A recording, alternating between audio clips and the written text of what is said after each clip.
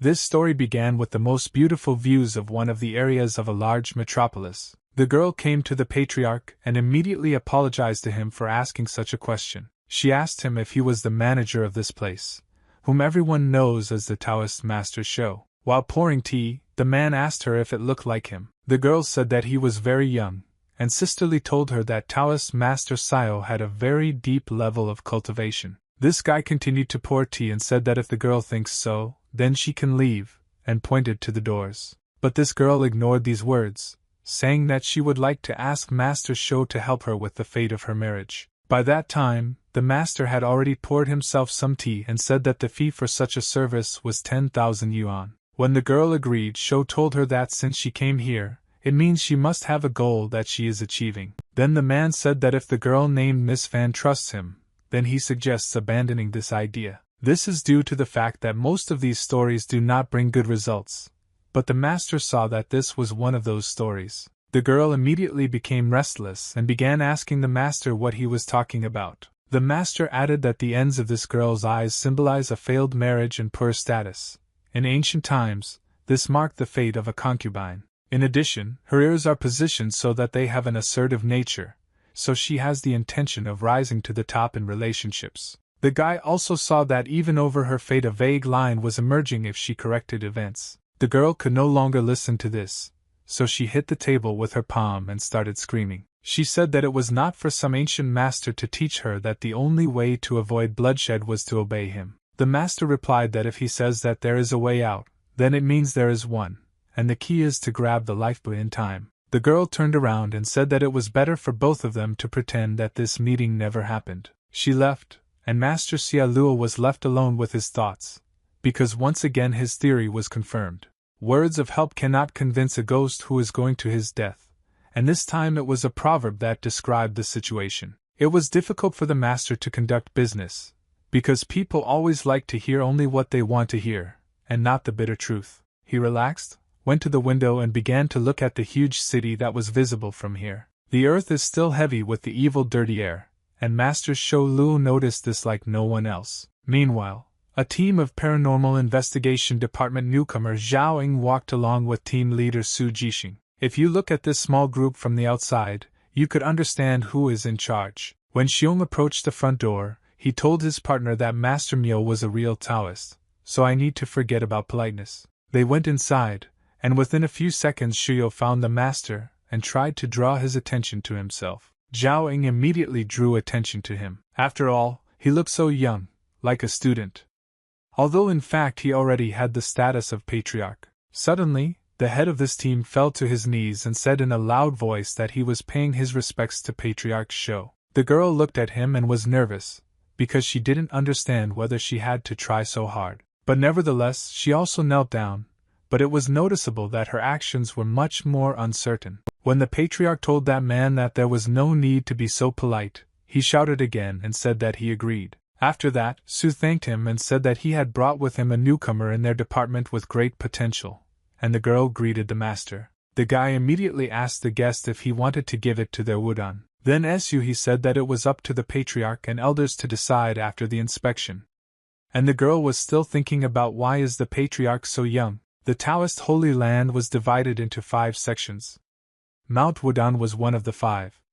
Now they are divided into 2 parts, external and internal, and the external one is open to the public. The inner sect is separated from the world and is located in a place convenient for cultivation and accepts disciples who dedicate themselves to cultivation. Wudan Mountain and other famous holy places have been authorized by the government to establish a mysterious investigation bureau. All he said was that he had encountered a problem that he could not solve, and therefore asked for forgiveness for interfering with the patriarch's meditation. He explained that previously there had been a mysterious disappearance, but then it turned out that this was the work of demonic evil that they could not find.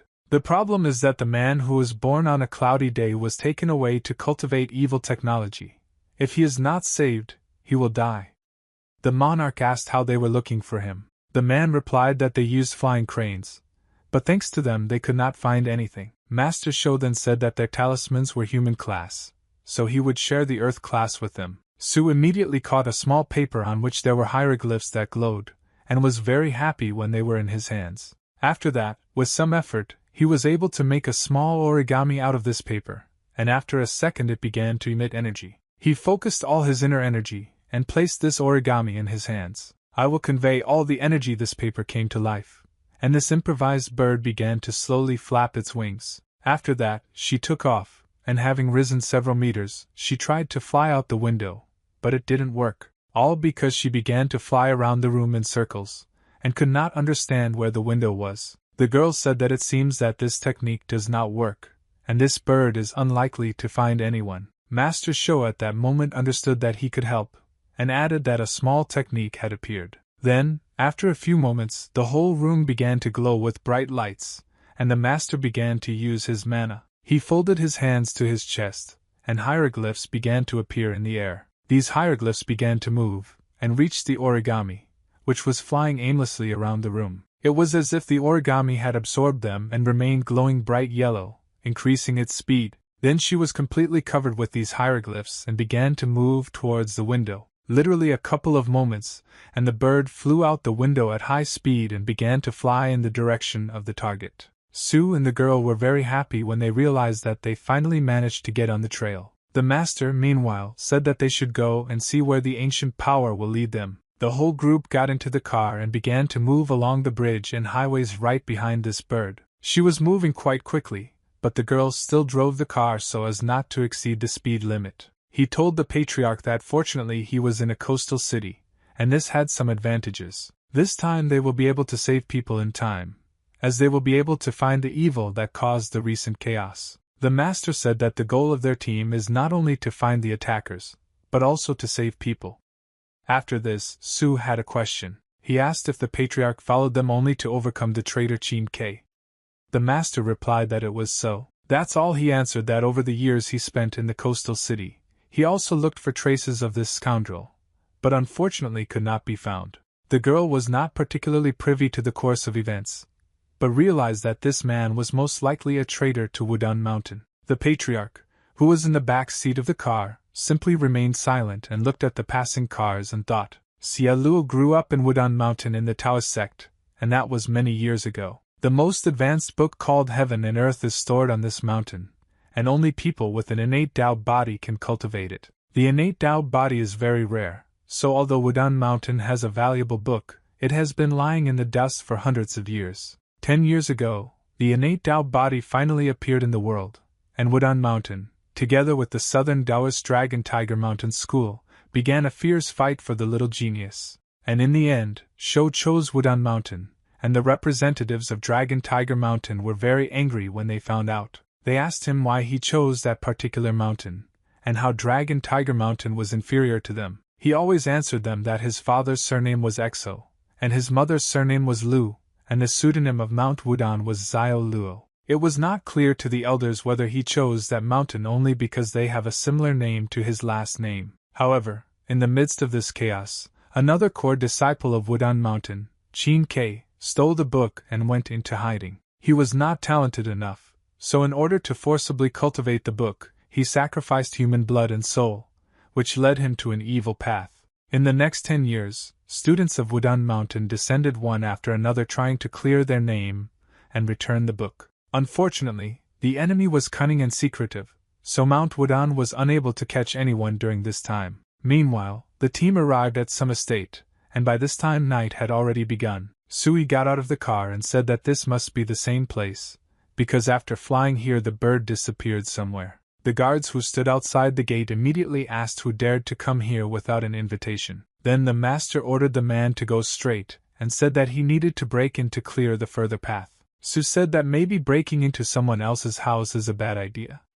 But then the master asked if he really was a disciple of Mount Wudong. After all, in that case, he should have studied the yin and yang eye, and in that case, he would be of great help now. Then he started using this technique, which was not the easiest for him. While reproducing this technique, he even remembered the laws of borrowing and yang, and stood up to channel the energy from his soul. Pointing 2 fingers from each of his hands to his eyes, he ordered his yin-yang eyes to open now. His eyes immediately became very surprised, because what he saw in front of him looked truly frightening. All of these guards had a very dark aura over their bodies, and their eyes glowed with something unclean. The girl asked the master what they saw there, and why Su was looking at everyone in such surprise. Then Shou said that he would lend the girl some of his mana, which could temporarily open Yin Yang's eyes. He offered his finger to her forehead and said that after many years of dealing with evil spirits, they had been touched and completely manipulated. These people will become crazy puppets, as if they are under hypnosis, because their souls have fallen. The guards began to shout that guests were not welcome here, and ordered everyone to get out. But as soon as one of them finished speaking, suddenly a rather powerful explosion occurred right next to the gate. One of the guards was thrown about 5 meters away, and his body was covered in red energy. All this happened because Su used the law of water, namely the thunder palm, which caused the explosion. The team was able to calmly move forward and walked past the immobilized bodies that were lying on the floor. But suddenly they stopped, because by that time an even larger group of guards had arrived at them. The girl was tense, because she saw that this time they were much more serious. One of them said that if guests dare to create disturbances here, then no one will leave here alive. I got scared when I saw that several of them had firearms in their hands. He opened the pocket that hung on his belt. Only during the battle. This pocket was hastily opened, and pieces of paper with hieroglyphs on them began to fly out of it. After that, all these pieces of paper flew into the air, and after a moment they remained glowing red. Then Su folded his hands in front of his chest, and these pieces of paper began to meet at one point above his body. They connected there, and at the same time began to radiate energy in different directions. At the same time, all the guards began to shoot directly in the direction of Su. But it seems that this venture was not crowned with success. All due to the fact that the bullets fell into the protective field that he created and could not penetrate it. Su created several layers of impenetrable material, and the guards fired all the bullets directly there. This material was so strong that civilian lead bullets turned into a small piece of metal, and when this piece of metal reached the material, it began to fall to the ground. This weapon was only a firearm, and it was not enough to defeat Su Zishan _. But when a small group of guards fired back, an even larger group appeared and drew their pistols. In front of Su there was a huge number of people with firearms, and he could no longer stop such a number of bullets. They immediately began to pull the trigger countless times, and from this shots were fired. It became very loud in this area, because not a single gun was equipped with a silencer. Su kept thinking about how not to get damaged from all this, even before they pulled the trigger. The girl was more surprised than the others, since she did not have such abilities. Suddenly, in front of this hail of bullets, someone appeared, the shots stopped, and no one was injured. All due to the fact that these bullets stopped in the air, since some kind of protective field did not allow them to fly through. At this moment, Xia Luo asked Su how he could become the leader of this group. He replied that he was impatient and careless, and did not expect that the guards would have so many weapons. The master, in turn, said that with Su's current strength, he hardly thinks that he will be able to block the bullets. The guards ordered the guests not to stand in a pillar expecting that they would simply be shot. At that same second, the master disappeared from the place where he had been standing all this time, and only a small trace of energy remained there. A moment later, this energy spread and pierced every guard who stood there. After that, the master landed on the ground and began to examine everything around him. The girls together with Su seemed like it was not at all difficult for him. And when he landed, he said that it was time for them to go. Everything that was happening frightened the girl, because he really was so young and had been cultivating for what seemed like hundreds of years. Su said that the further situation could become more dangerous, so the girls need to stay outside and wait for reinforcements. The master immediately asked Zhao if she was scared, and she replied that she was not afraid, but felt uneasy because she could not help. He said that so be it, because carrying 1 or 2 burdens is not a problem at all. Su and the girl felt very awkward when the master said this, because perhaps he meant that they were a burden. After this, the group went to the mansion, which was very close and looked rather gloomy. The head of the paranormal investigation team opened the doors, and the girl and the master came closer to him. He did this as carefully as possible, and with his hand he slowly opened the unlocked doors. They made a very loud grinding sound, but despite this, it seemed that no one heard it. When the group entered,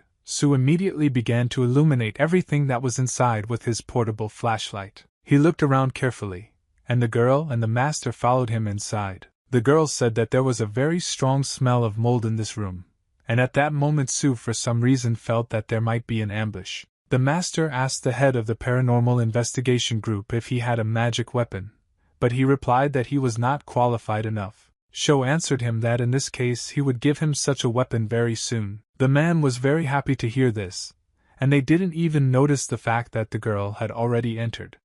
She was quite an impressive distance from them. She fell behind a little because she stopped near one of the paintings that hung on the wall. This picture looked very gloomy, and at first it seemed to her that she was moving a little, and when Zhao came closer, I saw that she was actually changing her position a little. She didn't even realize the moment when tentacles began to appear from the picture and moved quite quickly, and when the girl already realized this, she was seriously frightened by such a vision. She turned to the rest of the group so that they too would pay attention to this interesting picture. Su was the first to turn around, and what he saw in front of him looked very scary and gloomy. A huge number of tentacles came out of the picture and grabbed the girl in a matter of seconds. They constrained her movements, and she could not escape from here at all. Then the head of the investigation group began to run up to the girl in order to use one of the techniques to destroy these tentacles. He picked up speed more and more, and at the same time, bright energy of destruction began to radiate from his hand. This was the Thunder Sword Talisman technique, so a phantom sword appeared in Su's hand. By that time, the picture had almost completely absorbed the girl, but when the man arrived, he hit the tentacles with this sword. For some reason, damage was done to this organism, but the sword immediately turned into a handful of paper, and then this organism began to suck in the man too, and he screamed for help, and asked what kind of monster this was. He could not move at all, because the tentacles greatly hampered his movements, but there was still strength in his body, and he tried to break forward a little in order to create tension for the tentacles. He tried his best to move forward, but it seemed to be to no avail. Suddenly he felt that the reach of these tentacles became a little weaker. Then he turned his head and saw some very strange glow. The color of this glow turned out to be quite familiar to him, because it was the yellow color of Xiaoluo. Suddenly, the tentacles along with the main body of this organism began to burn, and the yellow energy became brighter. It turns out that this organism was a humanoid creature that attracted everyone with the help of vines. Sui, who was watching all this, could not believe that he had just been one step away from death. When the master came out of this very picture, he said that the grape roses had blossomed, because they were just different species. The man thanked the patriarch and said that it was good that he was here, because it would have been impossible to save the girl. Suddenly Sho told the man to look up as it would surprise him greatly. The girl was the first to raise her head, and suddenly she noticed something very strange on the ceiling. It was some kind of man, half of whose body looked like a vine. The girl asked if it was a man or a demon, and the patriarch at that very second said that this was a man who over time turned into a demon. Su asked this incomprehensible organism where the poor fellow was and where he took him. He replied that he took this man, but he no longer has him because Pakshan wanted to use him, and this has nothing to do with him. The man said that he was clearly a demonic cultivator, and that he thought that he was originally a normal person, but this guy turned him into something like that.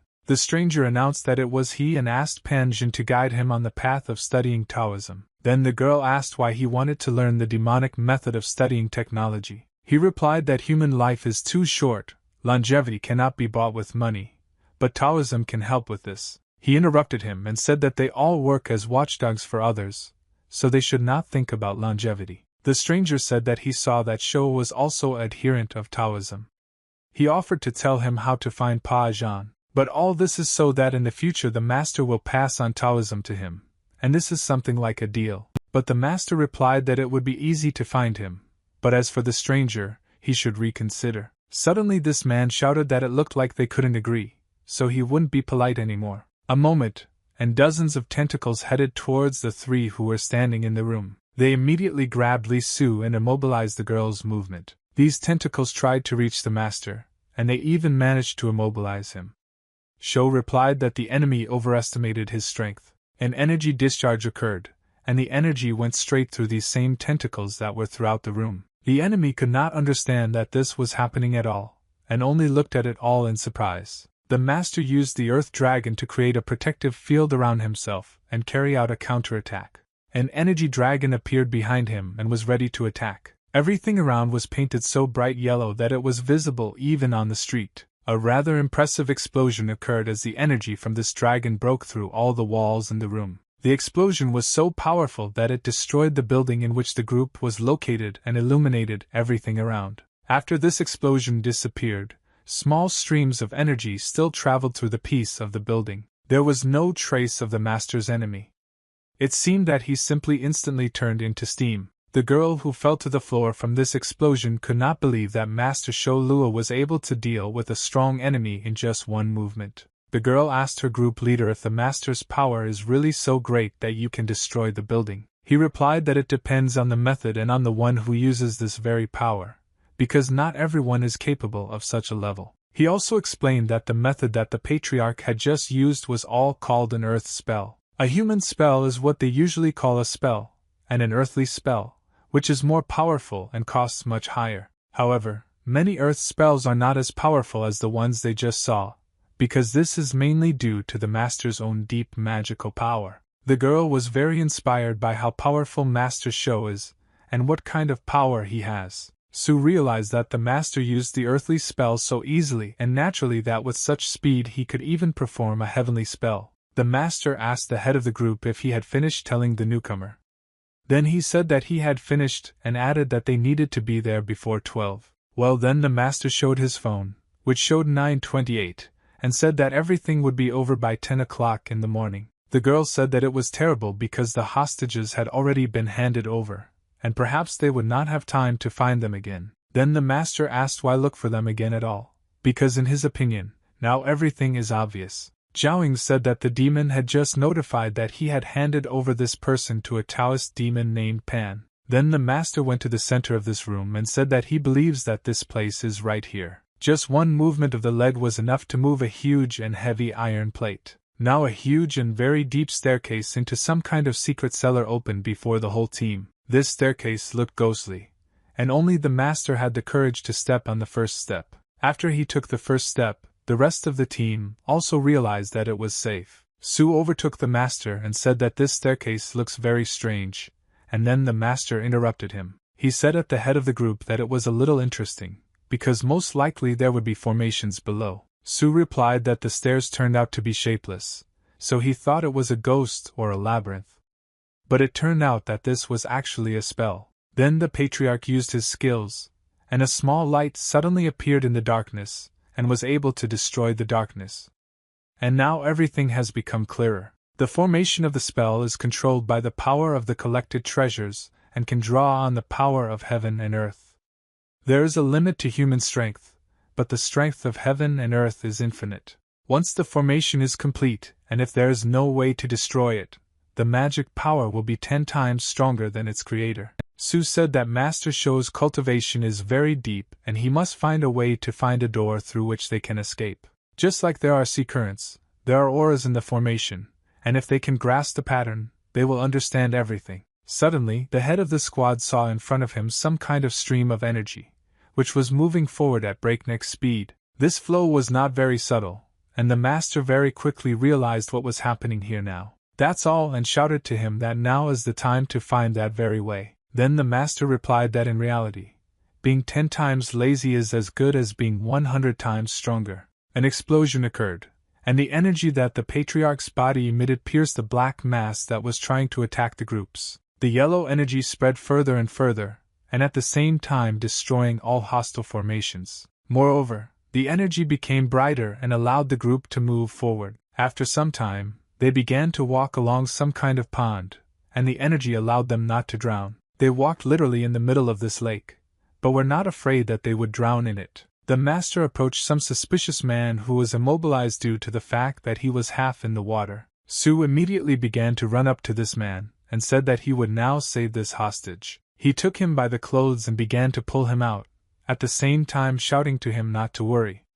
After all, they had come to save them. Suddenly he saw that in fact it was not a hostage, but a real monster. He immediately attacked the man, and it became clear that his hands also turned into tentacles. Everything happened very quickly and he realized that now it was all over, since the enemy's tentacles were already near his eyes. But at the very last moment, the energy emitted by the master pierced the head of this opponent, and he fell dead. Out of fear, the man fell to the floor, and the patriarch just looked at it as a pitiful sight. Su said that the master's student was not competent, and had really become a burden, the patriarch replied that it was good that he realized this. This man's reputation was destroyed, and it was even painful for the girl to watch her partner suffer. But nevertheless, it was necessary to go further, and suddenly the master stopped in the middle of the road to look at the sky. This sky had a very gray color, and an unfortunate smile that looked straight into the soul of the patriarch. But instead of being horrified by all this,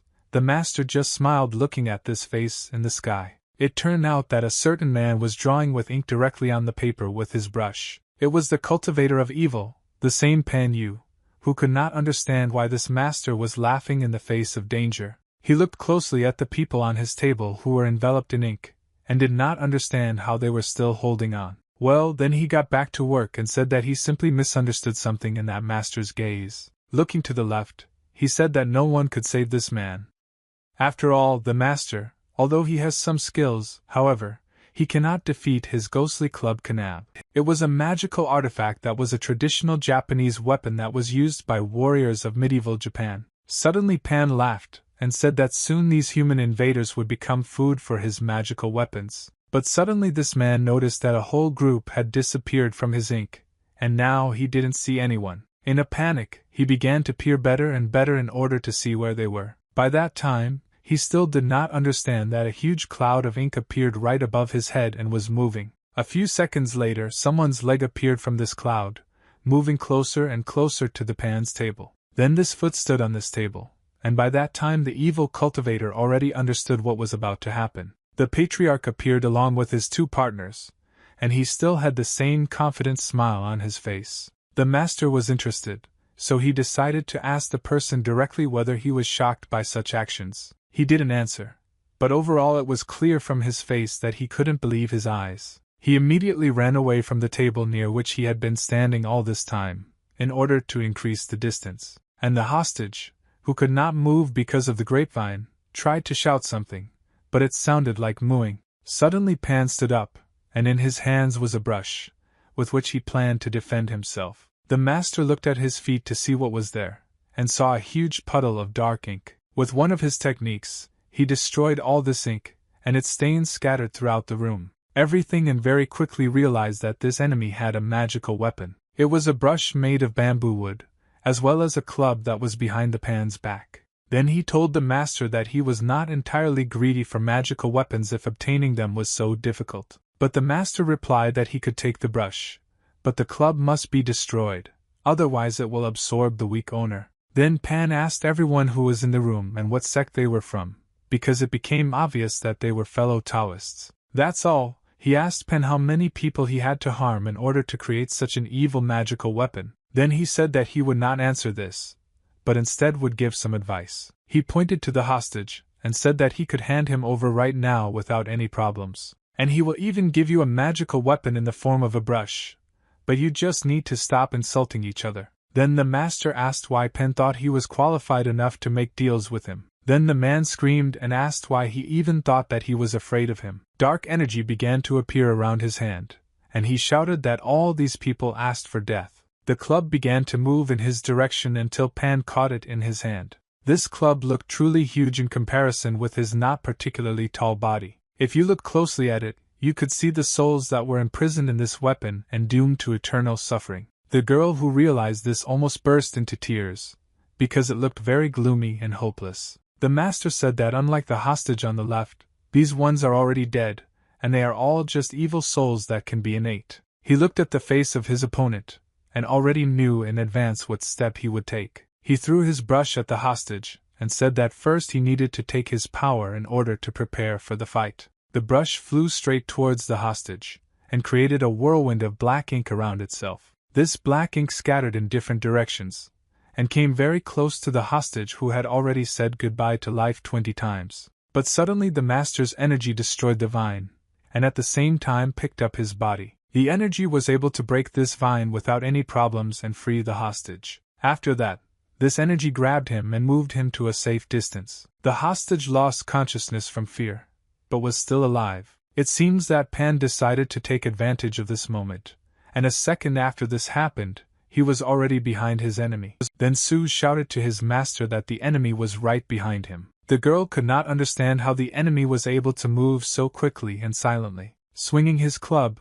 the enemy used a secret method of purifying the blood and 100 ghosts in the body, and using all his strength, he began to move closer and closer to his goal, and as he approached, he saw that his target did not react in any way to the impending danger. Only at the very last second did he notice that the master turned his head slightly to look at him, and at that very moment he put his hand towards the baton, thereby stopping it a short distance from the body. Pan could not understand how the enemy blocked such a powerful blow with just one hand. This scene lasted quite a long time, because the master simply kept his hand on the club, and Pan could not move it. After this, the master said that Pan did not even realize the difference in strength between them. He has many techniques, and among them, his modern body can rank among the top 3 in the entire land. In saying this, the master used the law of the earth, the sense and body of the immortal man. He managed to destroy this club by turning it into 1,000 small pieces of stones. The souls that Pan had worked so hard to collect almost all his life scattered around the room. Therefore, he was very angry when he realized that such a powerful magical weapon had been destroyed.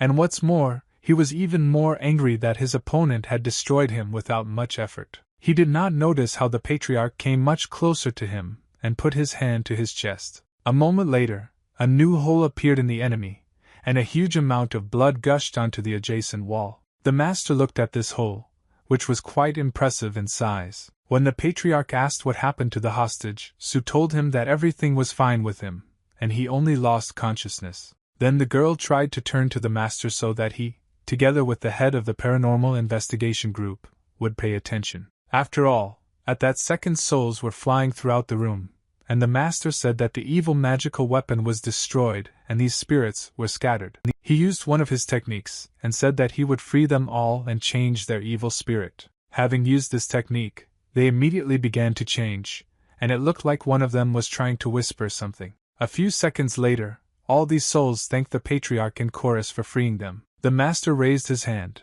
and the energy released from his limb helped the souls find peace. He turned to his group and said that now the souls rest in peace, and they can leave. Su said that this incident had finally been successfully resolved, and everyone around would obviously be grateful to the master. While he was saying this, someone suddenly called the head of the paranormal investigation group. When he picked up his phone, he saw that the commander was calling him. The girl asked how it happened that a connection appeared here, and the man replied that as soon as all the evil spirits left, the effect also disappeared. When he picked up the phone, the commander immediately began shouting and telling him to wait for help. But Su, he said that everything had already been decided. The high city unit named Song Jun was surprised that everything worked out for the head of the group, despite the fact that he had already brought reinforcements from the armed police units, and moreover, he cordoned off the entire territory so that no one could enter inside. A small group, along with the hostage, went out into the street, and that's it, and immediately carried him to the nearest ambulance. Doctors began to help the hostage, as he lost consciousness and could not regain consciousness. The patriarch watched all this from the side, and simply watched silently. But suddenly he felt something, as if someone's presence was somewhere in the sky. He raised his head and felt a rush of energy that came out of nowhere. At this moment, he said that the beings rewarded by God are here, will do good deeds and will be rewarded. And this means only one thing. It was worth the master's trip to this place today. Su suddenly approached the master, who introduced the unit commander, and told who Shou was. The commander bowed and thanked the master for saving the hostages, but he replied that there was no need to be so polite. The commander said that they should express their gratitude for the help this time, and the hostage would definitely want to thank him after waking up. But instead of answering or asking for anything, the master said that all this was not necessary, and asked the commander to watch the hostage. He answered him that it was too late today, so perhaps the master should reconsider the proposal from the other side. He also offered the master lunch tomorrow, but he said that he was not obliged to help. Suddenly Shou stopped and said that he really had a need. This means that perhaps the commander can become useful. The commander said that he could ask him for anything, and Su already felt something was wrong. Then the patriarch turned around and prepared to voice his request. He took out his phone and asked if anyone had an account in this game, because it was going to the platinum level. Everyone who watched the dialogue between the commander and the patriarch was simply surprised when he showed this. the commander said, looking around, that most likely no one plays such a thing here. Then Sho said that everything was fine and he was leaving. The girl who was her partner said her word, but she was a little ashamed to talk about it. In front of everyone, she said that she could very well be a company in the game. After all, she has a pretty pumped-up account. Then the commander ran to the girl and said that now everything depends on her. And Sue quietly asked the patriarch if he was really playing this game. He replied that he will only be 18 next month, so there is nothing strange in the fact that he plays such games. Sue, he said that there was nothing wrong with this, and the girl who heard the master's answer was very surprised. She couldn't believe that the patriarch was only 18 years old, and at that age he already had such a high level of cultivation. Then the patriarch asked the girl if she would help him in this game, because it's worth trying right now. They began the game with maximum concentration, and the commander, together with the head of the paranormal investigation group, watched from the sidelines. The patriarch commented for some time very emotionally and rather aggressively on everything that was happening on the screen. Then the girl yelled at him and said that if he wants to win, he needs to be much quieter. She looked at everyone and the commander, who were trying to make her understand that she should immediately calm down. They continued to play, and despite the fact that the girl fell into the spring water, she said that they would definitely win. A few minutes passed, and they ended the game with a victory. The master said that unfortunately he doesn't have time today, so they will continue next time. The girl told him that he could invite her at any time, and she would be very happy to help. The patriarch said that that was enough for today, and he already needed to return. The commander simultaneously said that Xiao Zhao would take him home. The girl got behind the wheel, and together with the patriarch they drove through the city at night. On the road, they did not speak to each other, and the master constantly looked at his phone. There was a picture of Ma Xiaoshan, and it was her photograph at the leading antiques market. It was the head of Lanyuez High. On one of the videos, the reporter said that thanks to President Ma, the national treasure was finally returned to the side. But the girl only replied that she was simply doing her job and gave the opportunity to people who have the potential to contribute to the development of society. The patriarch considered her a rare person who possesses such wealth. However, she remained cheerful. The car took the patriarch home, but at the same time, he noticed that some other car had driven off. He closed the doors of his car and began to drive towards the house, ignoring the car behind him. Well, when she drove close enough and turned on the high-beam headlights, he turned his attention to her. The bodyguard got out of this car and immediately went to the back door of the car. He opened the door and told the girl inside to come out, calling her President Ma. A young girl who looked simply beautiful today got out of the car slowly and gracefully. The master didn't even know why this girl arrived so late, so he decided to ask her directly. Sho asked her, "What is she doing here? You are so late." The girl replied that she had just returned from a trip and came to remind him that Sho had to pay the rent. The master answered her that she was already rich, and his rent meant nothing to her, and she would not just come in person. The girl told him that he didn't pay last month, which means he has to pay for 2 this month. Zhao Ying, meanwhile, could not understand how such an influential person could not pay the rent. The master tried to avoid answering and said that he only needed another month or 2 of delay, and then he would pay for everything. The girl replied that she had heard this hundreds of times already and that all the time she received only 10,000 won. The man told her that it was hard to build a business these days, and perhaps Ma should introduce him to rich clients. But she answered him that none of those around him believed in this nonsense, just like she did. She turned around and said that she would come next month. And if by that time the guy doesn't pay the rent, he'll move out. Ma believes it or not, she should be more careful than usual these days. This was because the blackness in her aura was as thick as ink, and this was a very bad omen. He also added that something very bad will happen in the near future. Ma heard this and thanked the master for the warning, after which she, along with her security guard, got into the car and drove away quite quickly. The guy said that this is what followers of capitalism look like now, and at the same time sighed heavily. Then he turned his head to Zhao, who was sitting in the car, and said that she could go too. At first she thought that Shou was rushing home at 10 o'clock because of the lady, but now she no longer thought so. The guy moved to his home, and after 5 minutes he was already lying in bed and thinking that he had done it perfectly. As soon as the clock switched to 11 p.m., the patriarch was already fast asleep. He slept very well, although according to his plan, he should have slept for only a short time. He slept like this for literally several hours, and after these few hours he felt that he had slept well. Right in the middle of the night, he opened his eyes, because he realized that now was that time. Midnight is the time of great silence in heaven and earth. With 2 hours of sleep using a special method, he was able to restore his body and could continue to be awake. In this way, the cultivation efficiency will increase, and he will be able to achieve high results. Sitting on the floor, he began to cultivate, and yellow energy began to appear around him. She constantly changed her direction, and the master, even despite her, felt how she was moving right behind him. All this was in reality, and until the morning he felt the energy cultivating around his body. When she woke up in the morning, all this disappeared, and he felt that the energy was disappearing somewhere. Or rather, it does not disappear, but is absorbed directly into his body through his back. However, the heavenly book continued to slow down his progress, and this was not happy. To prevent this, it was necessary to find the land book as soon as possible, and then catch up. He continued cultivating and moving a small stream of energy around himself. Xie Luo cultivated the great book of heaven and earth.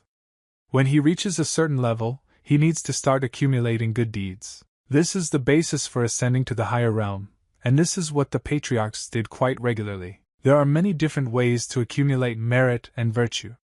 Good deeds, saving people from suffering, driving out evil spirits helped a lot. Thanks to the fact that the master destroyed the evil Tao, he managed to collect an entire channel of merit and virtue chi, which was enough to compare with dozens of good deeds. Fortunately for the master, he has virtue chi, otherwise his cultivation would truly be at a dead end. He still needed to find the traitor and take the book of the earth as soon as possible in order to waste as little time as possible. Luo's original magical weapon was the Emperor's seal, and at that moment, this seal was at the 30% cultivation stage, and that was both good and bad. After this approach to cultivation, the guide decided that it would be enough for today, and he could finish it before tomorrow. It was rare to find such a good place to carry out cultivation. The master decided that he needed to relax more and enjoy hospitality, because this only plays into his hands. And indeed the apartment in which he lived looked simply wonderful, and it was a pleasure to spend time here.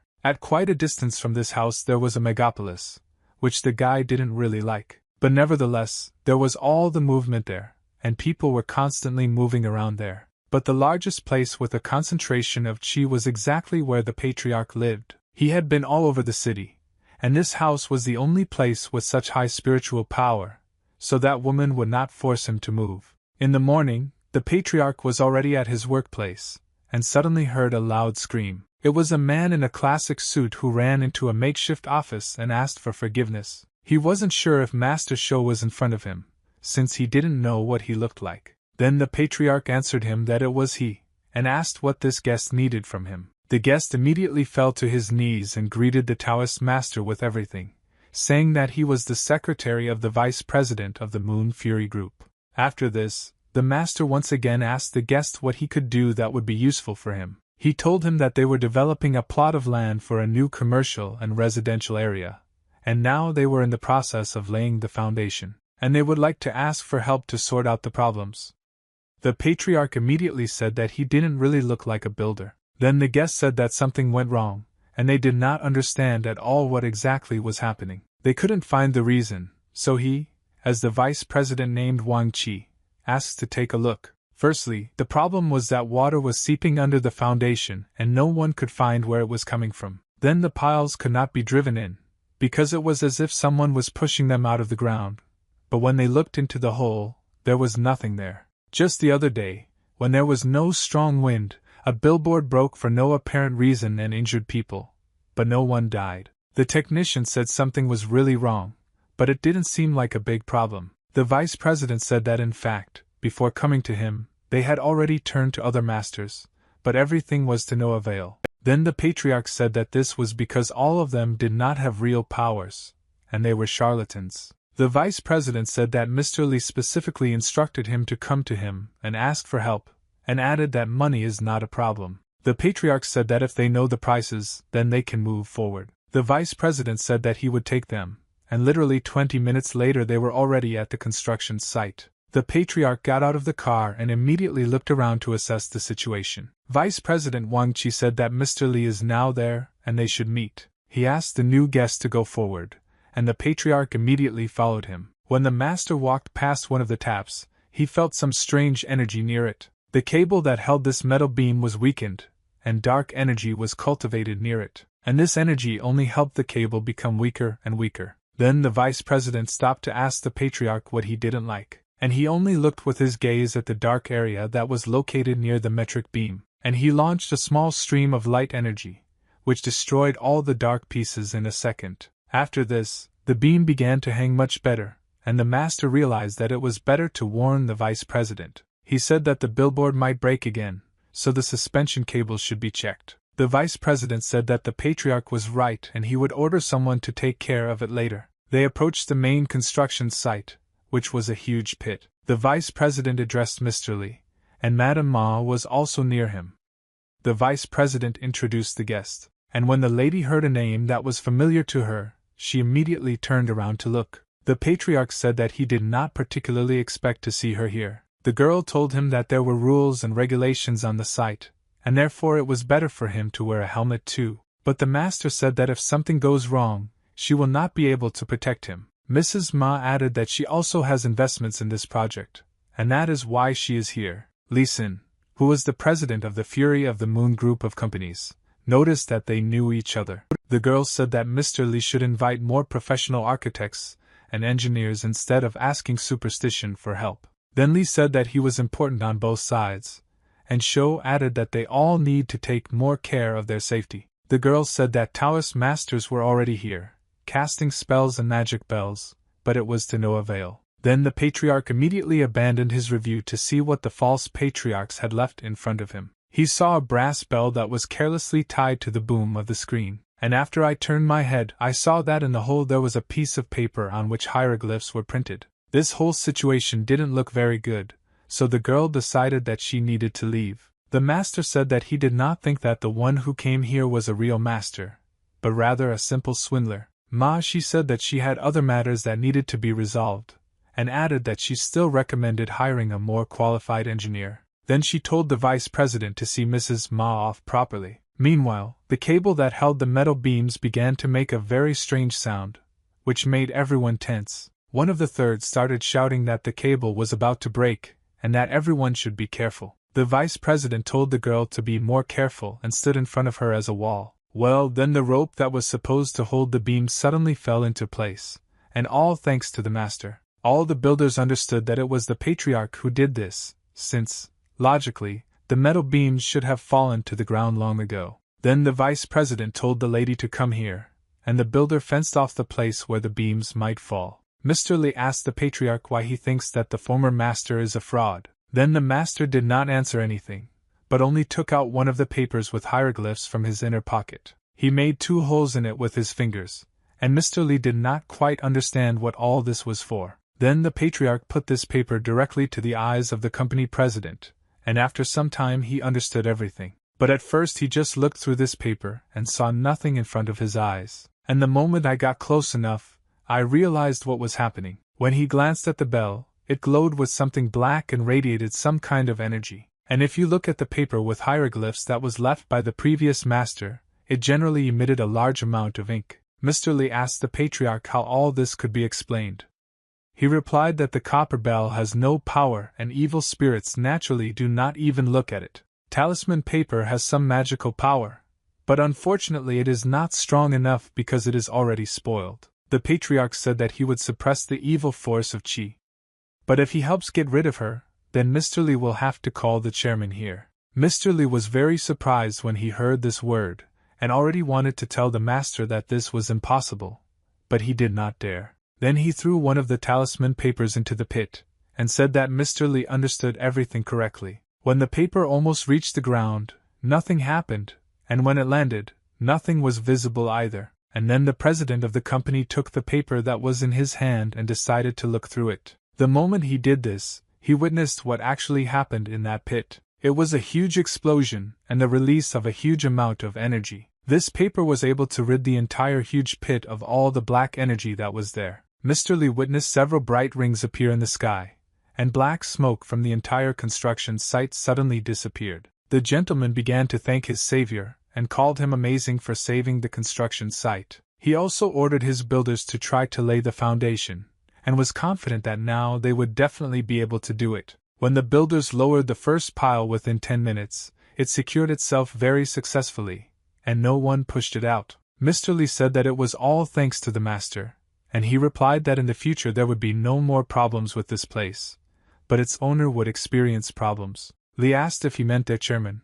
At the same time, I understand that this is exactly what the patriarch means. Sho said that the evil energy has already formed, and the owner of this place is the target of these evil spirits. Therefore, the president added that he had already contacted the representative of the board and asked the foreman to wait a little while he arrived. They moved to a cafe that was not far from the construction site, and the two of them began to wait for the guest. When the waitress arrived, Lee said that he had already ordered tea and did not need anything else. The master was sitting near the window and watching nature on the other side, and suddenly noticed something. It was some kind of object that was heading towards this cafe at low speed but quite confidently. It was paper origami, and he was able to fly right into it quite quickly. After that, he made several manipulations in order to fly around everyone and fall straight into the hands of the patriarch. At this time, Sho was brought his tea, but the master was busy trying to make out the origami. Lu Yun wrote some information in case the master suddenly finds Qin. The master was amused by the fact that his student was still not used to using the phone, and the message was sent in this way. Mr. Lee advised the patriarch to drink the tea quickly before it gets cold, because the iced tea in this cafe is not so tasty. A sound sounded, and it was clear that a large group of people began to enter the cafe. Immediately at the entrance they were met by a waitress and asked where the honorable man would like to sit. It was Yao Bin, chairman of Yuhai Group of Companies, and a Maoshan school student named Hu Ting. They were immediately met by Mr. Lee and introduced them to the patriarch, who was already sitting at the table. The chairman said that he had already heard that the patriarch managed to solve all the problems at the construction site. Then a student of the Maoshan school said that the construction solution is only a symptom, not the root of the problem. The patriarch asked how the student was going to eliminate the root cause, and he replied that the problem should not lie in Yao. Apparently the point is that he frowns. Then the guy said that if that's all the tuning wanted to say, then now it's his turn to explain his thoughts. Then the patriarch turned his head towards the gentleman he already knew and said that he should be convinced of this now. Then the president asked the chairman for forgiveness for his rudeness, and at the same time began to take paper out of his inner pocket. He offered it to his face and began to look at the chairman, and could not really restrain his emotions during this. He saw that there was exceptionally dark energy around the chairman, and it was quite thick. The patriarch said that although evil spirits are haunting the chairman, so far there has been no bloodshed in sight. When it came to wealth, the chairman's luck completely faded into the background. After all, he is a businessman, so not only in this place are things going badly, according to the master. He also said that he did not think that he needed to say that he understood everything from his chi, because this was already obvious. The student decided to add by saying that he talked about this with his teacher, and he said the same. Suddenly Yao asked to speak with Master Shou. Mr. Lee handed this paper to his chairman because he asked him to do so. The small group went into a private room, and even the waitress at the cafe was tense about it. Yao said that he could not lie to two masters. After all, to tell the truth, everything is not so bad, but there were some problems in the group's business. It has had a good run for many years, but is now unfortunately caught in a major storm. The patriarch said that he had been blessed by his ancestors for many years, but now he was being haunted by evil spirits because his ancestors were restless. The student, looking at the master, could not understand who this person was, and whether he was really meeting the chairman of the nuclear weapons for the first time. After this, Shou added that he could not be mistaken, because he knew that his ancestor was buried with special care in those days. The chairman told him that in his youth, he only heard his father mention a few words about this matter, but he himself never thought that the Taoist master knew about it. Many years ago, when his grandfather died, he was still young and a Taoist priest passed by. This priest pointed out to his father the place where the treasure was buried and told him to bury his grandfather there, saying that it would be a blessing for his descendants. The father did what the old master told him, and their family never suffered from poverty again. Over the years, he worked hard to build the foundation of the Yuhai company, and he succeeded. Then the student interrupted Yao and said that the master he was talking about was similar to the master from his sect. He said that he was not sure, but when he first got to the academy, he heard his master mention that when he came to these parts, he pointed out the place of the treasure to someone. I said that I wonder where this master lives now, because his family would like to thank him. But the student said that he died. The patriarch said that the indication of grace is the true teaching of Taoism. Yao said that before this, Shou also mentioned that it was grace, but why did everything turn out so bad now? He replied that this is normal, because a favorable point, for example, a dragon, consists of a landscape and terrain. If more changes occur in the landscape itself, then the pattern is disrupted, and when the dragon point encounters huge changes, it can even reverse fate. The student said that he also heard that a slight change in the pattern means the disappearance of the auspicious point and a return to normal life. Mr. I was already almost 60 years old, and this is the breaking point. This means his children and grandchildren will reach a turning point when he turns 60. This means Yao can lose all his savings in the first half of his life, and evil energy can affect his health. Since the auspicious cave has turned into an evil cave, it is definitely necessary to move the tomb for reburial as soon as possible. Then the student said that the evil qi had become so strong that it was haunting the master himself, but simply moving and burying him would not be able to remove the existing evil qi. When the patriarch listened to this, he used one of the techniques, and the image of the golden dragon appeared above his head. This dragon simply levitated behind the master for some time, but then began to move. He directed a small beam of energy directly at Mr. Chairman, who still did not suspect anything. After this, the master said that Qilin is the most effective technique against evil spirits. This dragon was visible only to Mr. Yao, who gazed at it through the paper in which there were 2 holes. Looking at this dragon, he said that he relies on the patriarch in everything, and will do what he says. After this phrase, a smile appeared on the master's face, as he was pleased to realize that such an influential person trusted him. He folded his hands again near his chest, and this dragon came even closer to Mr. Yao. At that moment, he began to feel something was wrong, because this dragon, which caused everything, began to suck the energy out of him. This was not a particularly difficult task for the dragon, and a huge stream of dark energy headed straight into the dragon's mouth. The student who watched all this could not understand where this master got such great magical power. After this, the dragon very quickly got out of the cafe and began to fly in a direction unknown to the student. But Mr. Yao said that he flew to the southwest, and it was in that direction that his grandfather was buried. The master said that the source of the fierce and evil qi was in the grave of his ancestor, and the qilin would suppress it to the end. This dragon continued on its way, and as it approached and the distance increased, it simply turned into a stream of energy. He managed to get to the right place quite quickly, because the concentration of evil energy was high here. When he got as close as possible, he saw a creature that consisted entirely of dark energy. Then the master's energy turned into a dragon, and now the 2 ghostly beasts stared at each other for a while. The patriarch, meanwhile, said that the dragon has turned, and he sees that the dark energy has turned into something more dangerous. The student said that he should hurry to the place where his ancestors were buried before casting the spell. Well, then the patriarch said that there was no need for this, and again used one of his techniques. At that moment, near the burial place of the dragon, he gained even more strength, and with one attack he was able to destroy the dark spirit.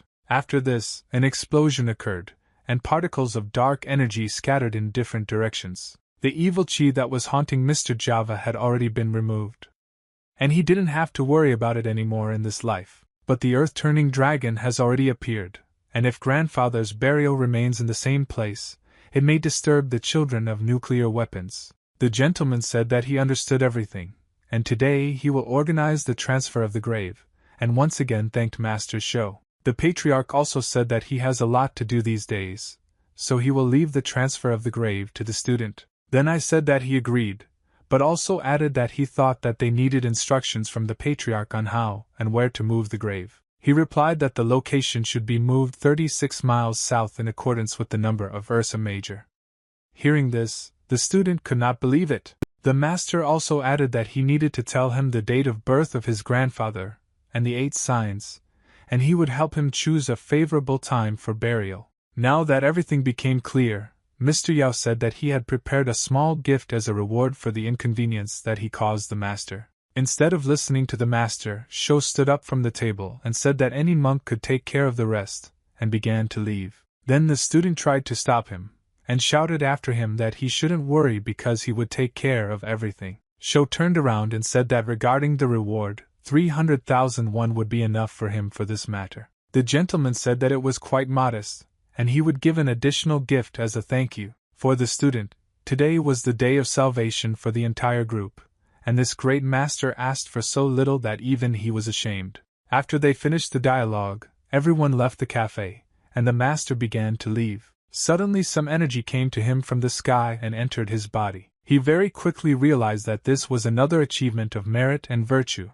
for which he would also receive additional money. The master also told the gentleman to prepare cash, since he does not have a bank card. Yao ordered Li to take Taoist Master Exo to get the money and then back to the tea room, drove up to the cafe, and they drove off together with the foreman, who sat in the back seat. When they arrived at one of the points, he went inside and also sat down next to the patriarch. He asked the master where to go, and he asked to take him to the Farm Moon Tea House. The driver I was driving asked why he needed to go to Madame Ma's desperate house. But then Li shouted at him to simply do what the Taoist Master's show told him to do. The master took the bag and began to enter the building, where the lady was talking with her father that she knew that he had business with the Taoist Master of Wudang Mountain. She also told him that the old house she was renting out was in a very good location and the family needed it to expand their business. Ma informed her father that if the master pays for housing, then they will not be able to go back on their word.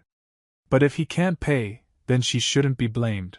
Some kind of notification arrived, and the lady realized that someone was calling her at the same time. It was Mr. Pan, and she immediately told father that she would call back now, because she had received an important call. She greeted the gentleman and said that she did not intend to sell yin-yang fish with blood bone marrow. The dialogue with the unknown continued until someone rang the doorbell, and Ma told them to come in. The secretary came into the office and said that Mr. Shou was downstairs, who said that he wanted to see Ma. The lady said that she allowed him to come in, and let the secretary open the door for him. She invited the master, and he, keeping his trademark cool face, went inside the office. After walking a few steps, he threw the bag straight onto the lady's table, and silently looked at it for a while. The girl was very surprised when this happened, and when the guy began to open this bag. Having opened it, he said that in this bag there was money for last month, this month, and the next few months. Therefore, she may not come again. The money was on the table, and the secretary also came into the room and looked at what was happening. Mrs. Ma asked the guest if he took the money from the company manager named Li. The guy replied that it was the chairman of the nuclear weapons organization, not the manager. The lady began to worry and asked what happened to Mr. Yao, but he replied that everything was fine with the man, and the problem was solved. The girl began to think that it was possible that what her father said one day on the phone was actually true. She notified everything that 3 months' rent she received and will contact the financiers so that they take care and bring the bills. The guy was indifferent to this information. All that mattered to him was that the girl received the payment. There was silence in the room, and Mrs. Ma thought about what to say next. She decided to ask the patriarch if he still believed that something bad was in danger of her in the near future. He replied that it is difficult to talk to a ghost seeking death. Repeating the same thing twice is pure madness. The girl admitted that she still does not understand what the patriarch is talking about, but thanks him for his kind words and said that she will be more careful in everyday life. Looking at Ma, he said that she really should be much more careful than usual, especially when traveling. By that time, the secretary had already counted all the money, and even went downstairs to print out the check. She gave it to the guy, and he calmly and indifferently took it away without even looking into the girl's eyes. After this, the patriarch said that they would most likely see each other soon, and hid the check in his inner pocket. Ma thought that she should probably contact the security service and add another team. Meanwhile, several minutes had already passed, and the worker was talking to Mr. Wang, and constantly apologized for losing the auction. It was a man named Tang Hyaming, the manager of the Jizhai company. Mr. Wang told him over the phone that he had no plans to replace him for now. But Wang said that this little girl surnamed Ma really has a good eye for the antique market. The manager told him that her company had practically collapsed, but like a phoenix it had risen from the ashes. Wang told him that this is indeed rare, but this does not mean that such a problem does not have a solution. He disconnected from the call, and a smile immediately appeared on his face. He knew what he would do now. Wang turned his head and looked at the objects that were lying on the table nearby. It was a voodoo doll, and a small pot with an unknown filling inside. First, he took this doll and squeezed it very tightly in his hand, after which he raised it low above the table, and then he gathered all his strength and threw this doll straight into the pot with the filler. When the doll landed there, he took several sharp swords and pierced the body of this doll in several places. Then he folded his hands near his face and began to use one of the dark techniques. Green energy immediately began to emanate from this cauldron,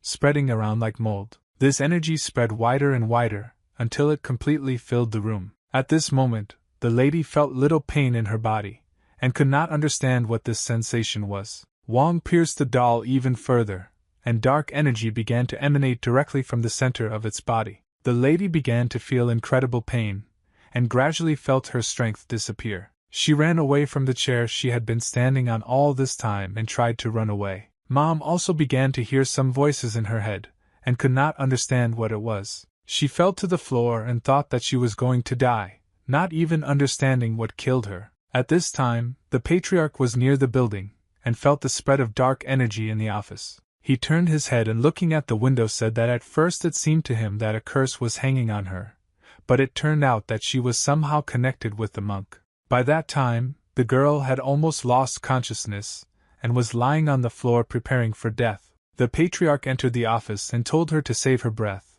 because they would talk about this later. The master began to use one of his techniques, and began to direct all its energy directly into the girl's body. His gaze was very focused, and he was also trying to achieve maximum concentration. A few seconds later the girl regained consciousness, and at that moment she no longer understood what was happening here. Wang, who carried out all these machinations, was now very surprised, because he felt that the girl was getting better. He was embittered by the fact that another monk helped her, and that he was so unlucky. The girl began to lose consciousness again, due to the fact that the evil monk began to channel even more dark energy. Very quickly, the patriarch realized this and began to use a technique that could weaken Wang's power. He sent another stream of energy.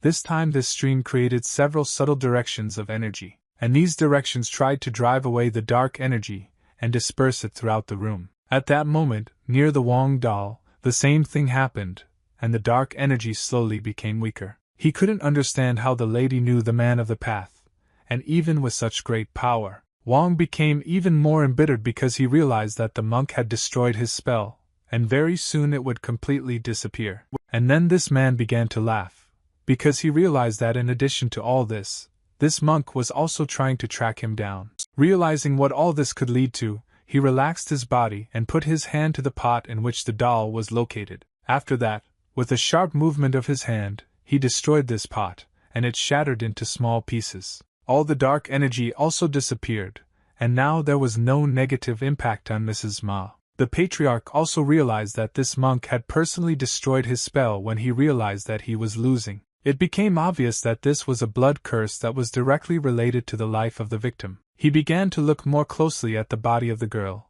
who for some reason was still unconscious. The master said that they were quick to be kind to Ma this time, and decided to give her a second chance. After that, he very slowly began to move his hand towards the girl's body. He then placed the index finger of his right hand on her forehead, and at the same time began to use the cleansing technique. The master focused very hard, because he understood that now the task ahead of him was quite difficult. But overall, he controlled the situation and directed his energy in such a way as to destroy the dark energy of the enemy, and gradually the light energy became brighter and destroyed other energy around it. Suddenly the patriarch saw a noble spirit that was above his head. This happened just at the moment when Madame Ma's body was completely cleansed of all negative energy. Such a powerful spell that easily kills mortals, and which even God could not stop. At that second, the girl had already regained consciousness, and her memory returned. She looked at the guy and in a trembling voice asked him if he had just saved her. He replied that this was true, but most likely it was only temporary, because the threat had not completely disappeared yet.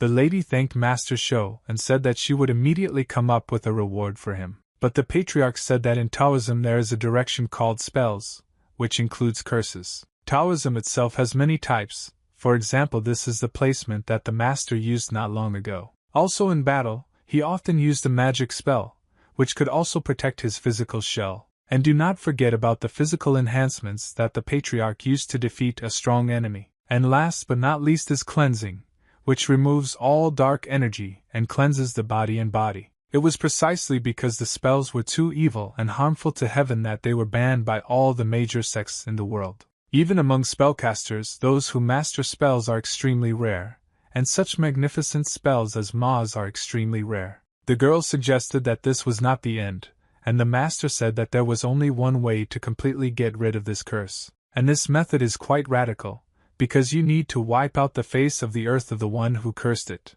The lady was frightened, but the master interrupted her, saying that initially there were two ways, and the second way was for the caster to voluntarily cancel the spell. However, he used a blood curse spell that is linked to his own life, so the only way is to kill him. The girl felt uneasy that somewhere there was a rather strong monk who wanted to harm her. The monk noticed that it is rare to meet a spellcaster with such a high level of cultivation. Perhaps it is one of Shou's acquaintances, but with a cover. The girl said that competition in business is inevitable, but those who compete with her should not be ordinary people. Perhaps among them there is the mentioned spellcaster. The guy suggested making a list of business rivals who compete fiercely with her. The girl said that she heard about a mysterious investigation bureau that could help. Then the patriarch smiled and answered her that recently she had not cared about this organization. She replied that she had just heard about them, and until today it was difficult for her to believe that it was true. Suddenly the phone rang, and the girl picked up the receiver to answer. It is not clear who this conversation was with, but after a while she said that the situation had developed this way. After that, she looked at the guest and said that this man asked to find Master Shou. The guy extended his hand and said that this man wanted him to talk to him. After that, he took the lady's phone and told Sue that the spellcaster is not so simple, so if he finds a clue, then let him act rashly. Then he disconnected and told the girl that while they do not have accurate data, they can only wait patiently, and there is no point in being hasty, as you can only make things worse. Mrs. Ma, she said that she understood everything, and at the same time, she took the guy's phone to call the secretary. She told her that she was sweating a lot and asked her to prepare a change of clothes for her. The girl also noticed that the patriarch took his phone and launched his favorite game. She returned to the call and told the secretary to bring her things next to the main office. After that, Madame Ma stood up, thanked the Taoist, and asked him to wait a little while she returned. While she was leaving, she thought that fortunately there was a separate bathroom in the next office. When she left, the patriarch said that there was a small remark, and he did not advise the girl to move more than a meter away from him. After all, only by being next to him can he suppress the curse on her with his aura. It's better for her not to go far until the curse is lifted.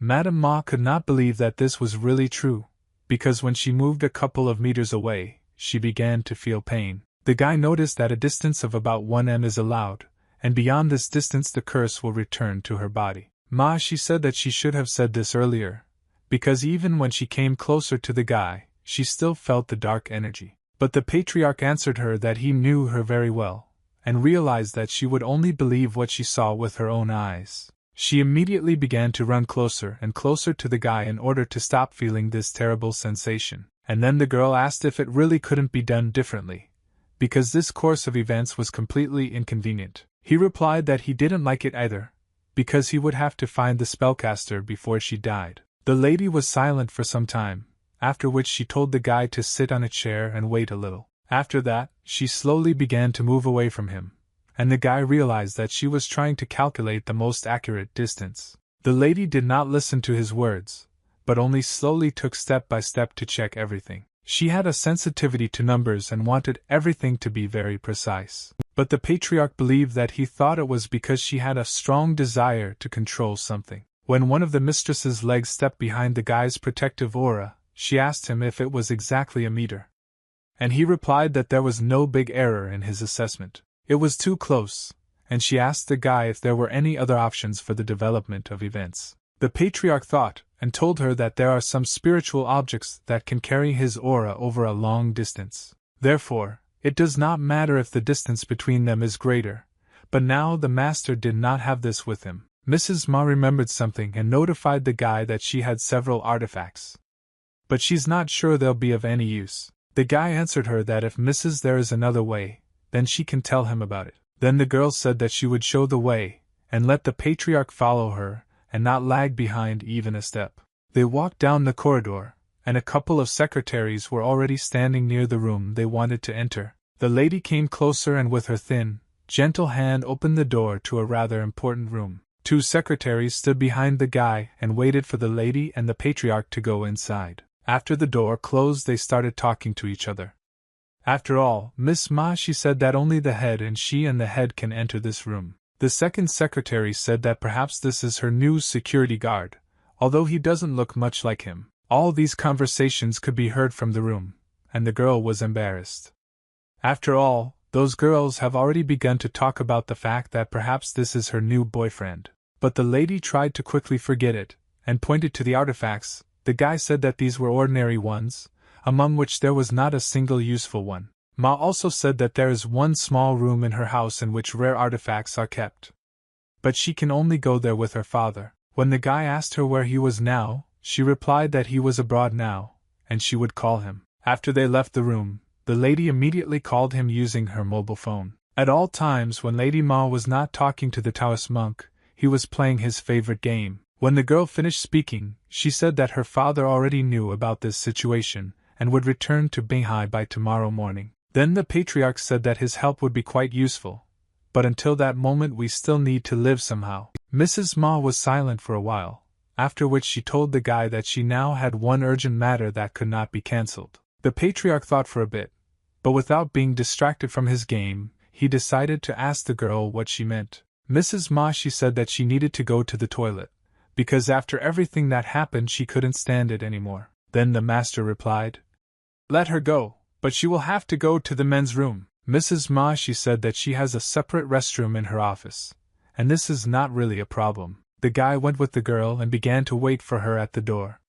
while playing the game at the same time. The girl who was inside was holding her head and did not understand at all what was happening. It all looked like a real dream, and she couldn't believe that this could happen in reality. When she looked at her body, she quickly realized that she had to wash herself first. After that, she turned her head towards the door and realized that she would not be able to get to the bathroom. This is due to the fact that the distance to the shower is much more than 1 m from the door. She came closer to the doors, and prepared for what she would now have to tell the patriarch. When she opened the door, the guy said that the girls should drink less water, and she replied that this was in her plans. Then Mrs. Ma, she said that she would have to ask the guy for another favor, because she was going to take a shower and change clothes. The master said that everything was fine if she went to the bathroom for a while, and he would guard her for now. For some reason, the girl began to make excuses, saying that she was not obsessed with cleanliness.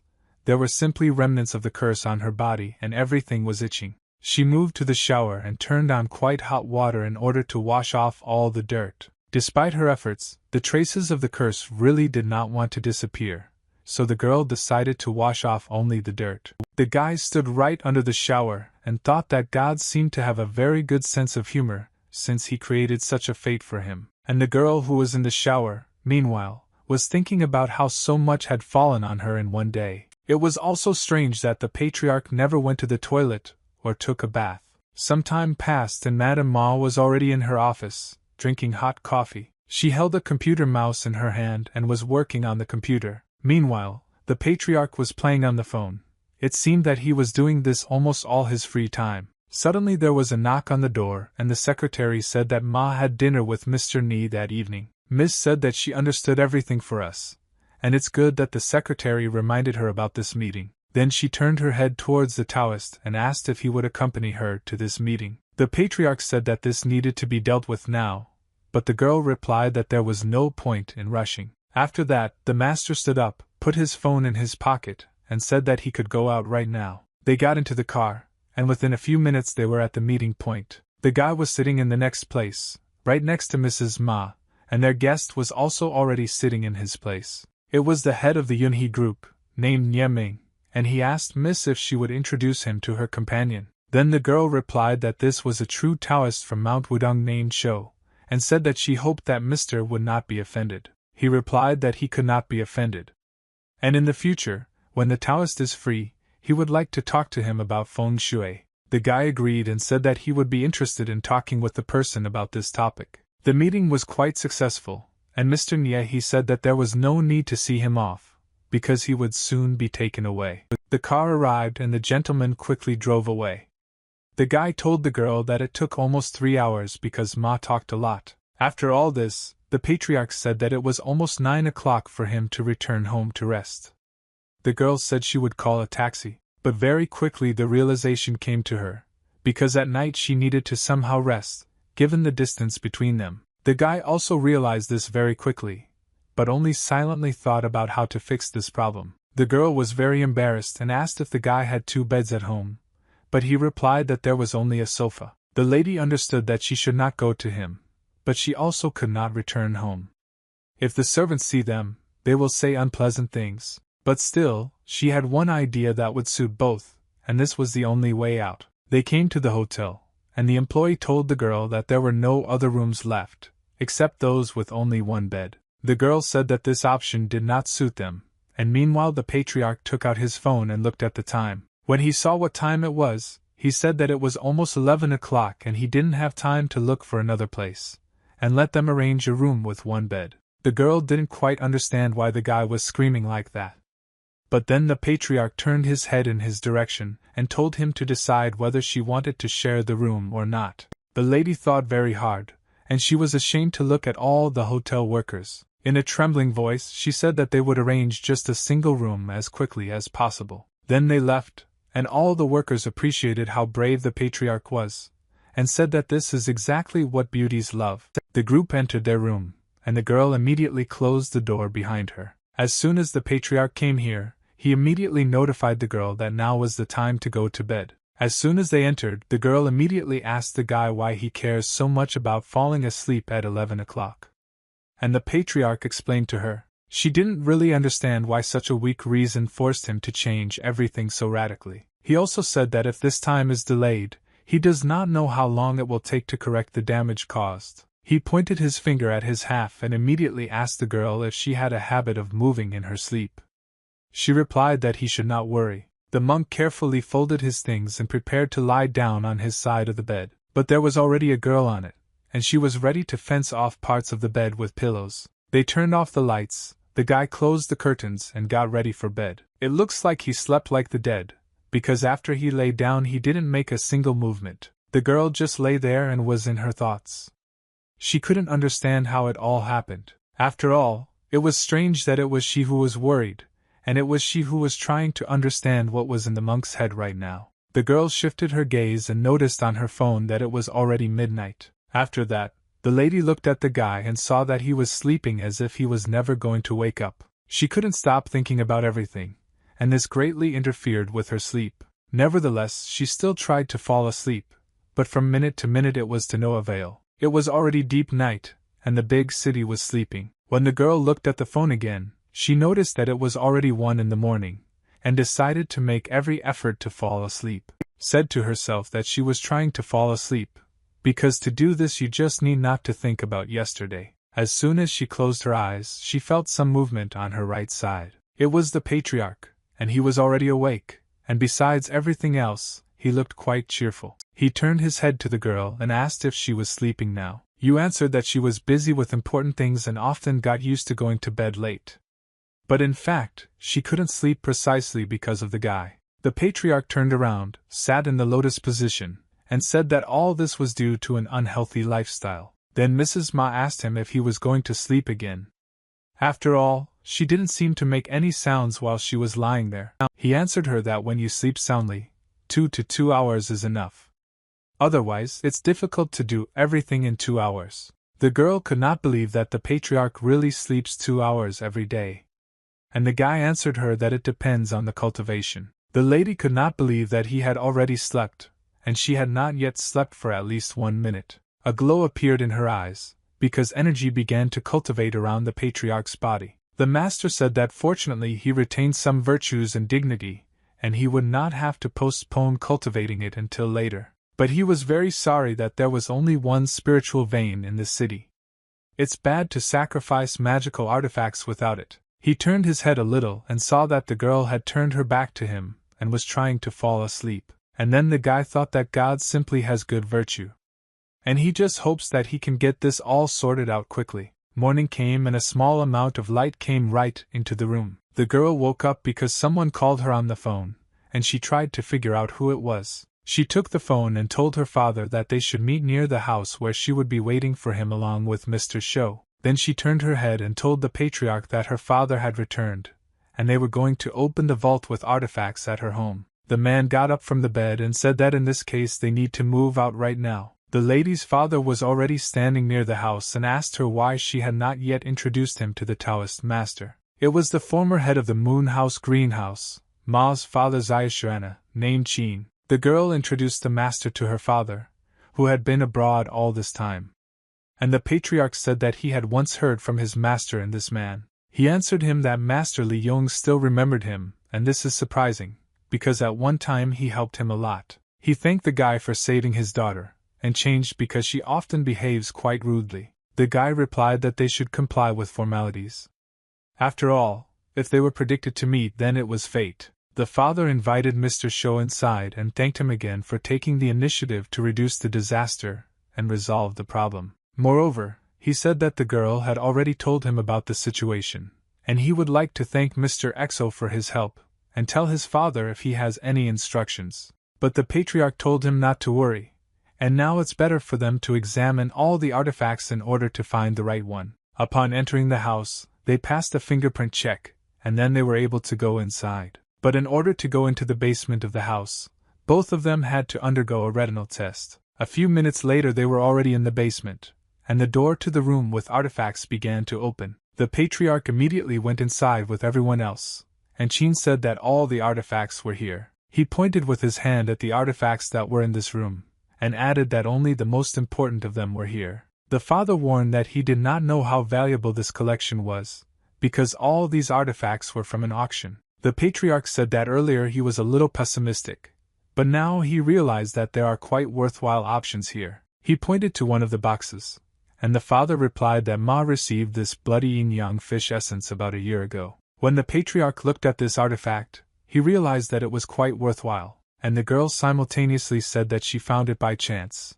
and thought that this pendant looked good, so she bought it. At first the guy silently examined this pendant, and then looked straight into the girl's eyes and asked her to wear it. She did it immediately, but when she put it on she felt absolutely nothing, so she asked the patriarch if she had done everything right. Instead of answering anything, the master only directed a small amount of energy directly into this pendant. Then the energy became more and more, and after some time she forgot the entire room. But all this energy was directed, and was directed specifically at the pendant that was on the girl's neck. Her entire body began to glow and absorb light energy in order to displace dark energy from her body. The guy said that this is quite unexpected, but this collection actually contains useful spiritual items. If a girl carries this clone with her, she will be able to receive its spiritual power from a great distance to lift the curse. The distance can be increased 100 times, and the father was very happy when he heard the information about this. But Ma, she said that this means that the distance will increase to hundreds of meters.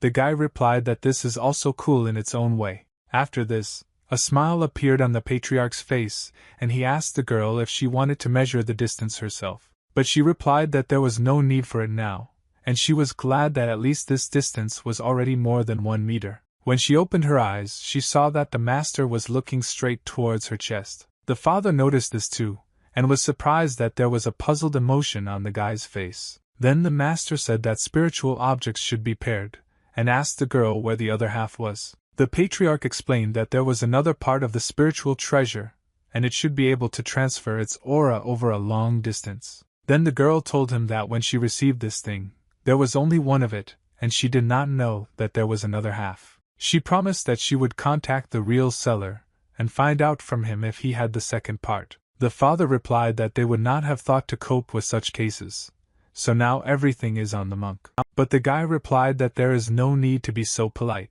because he is just trying to help. When the patriarch turned his head, he saw a rather interesting thing that stood on the table. He told father that one way or another, there is another rather interesting artifact here that is really useful. The guy asked his father if he could take this artifact for himself, and he replied that of course he could take it, because he had already helped so much. This was the oldest Bagua map that had a 1,000-year history.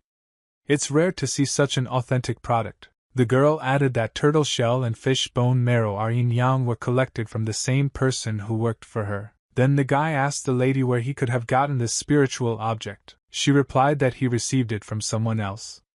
And she asked him to check specific sources for more information. The patriarch said that in this case they can only wait patiently, and that's the end of the job for now. Having placed his gift in the box, he said that today he was returning to the tea house, and now he and the girl no longer needed to live in the same room. The father turned to his daughter and said that she would go with Sho, and he would look after the company for now, but he needed to get used to it. But it's good that technology has come a long way, and they will be able to often communicate via video or voice calls. While they were talking with their father, the patriarch said that he was leaving because he had little time left. The two of them moved to the Xianin tea house, where the patriarch told the girl that the next month's rent would be paid to the girl, so it doesn't matter if he doesn't do business for a few days.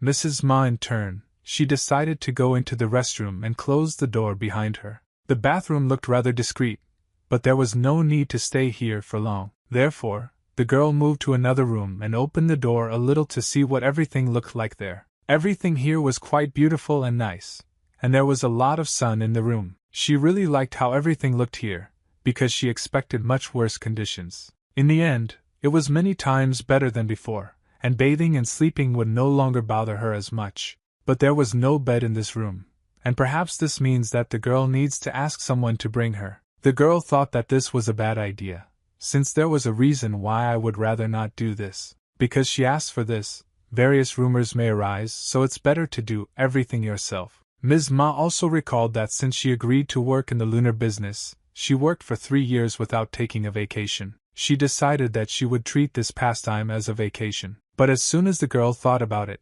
someone started screaming, because they were trying to find Miss Ma. When the girl opened the doors, there were people there who were asked to send this item for evaluation. They were holding some kind of box in their hands, and it looked like the object inside was quite heavy. Then the lady said that they could come in, and immediately began to examine this antique vase. She used a magnifying glass to examine the subject from all angles, and was generally quite focused. The girl said that this vase was a fake, and some good craftsmen simply made a modern imitation. Then one of the workers said that it's good that now everything is clear, and from now on they will return and report this to the chairman. Meanwhile, the guy was busy with what he planned to do with the artifact he had acquired. He planned to do this with the artifact he acquired.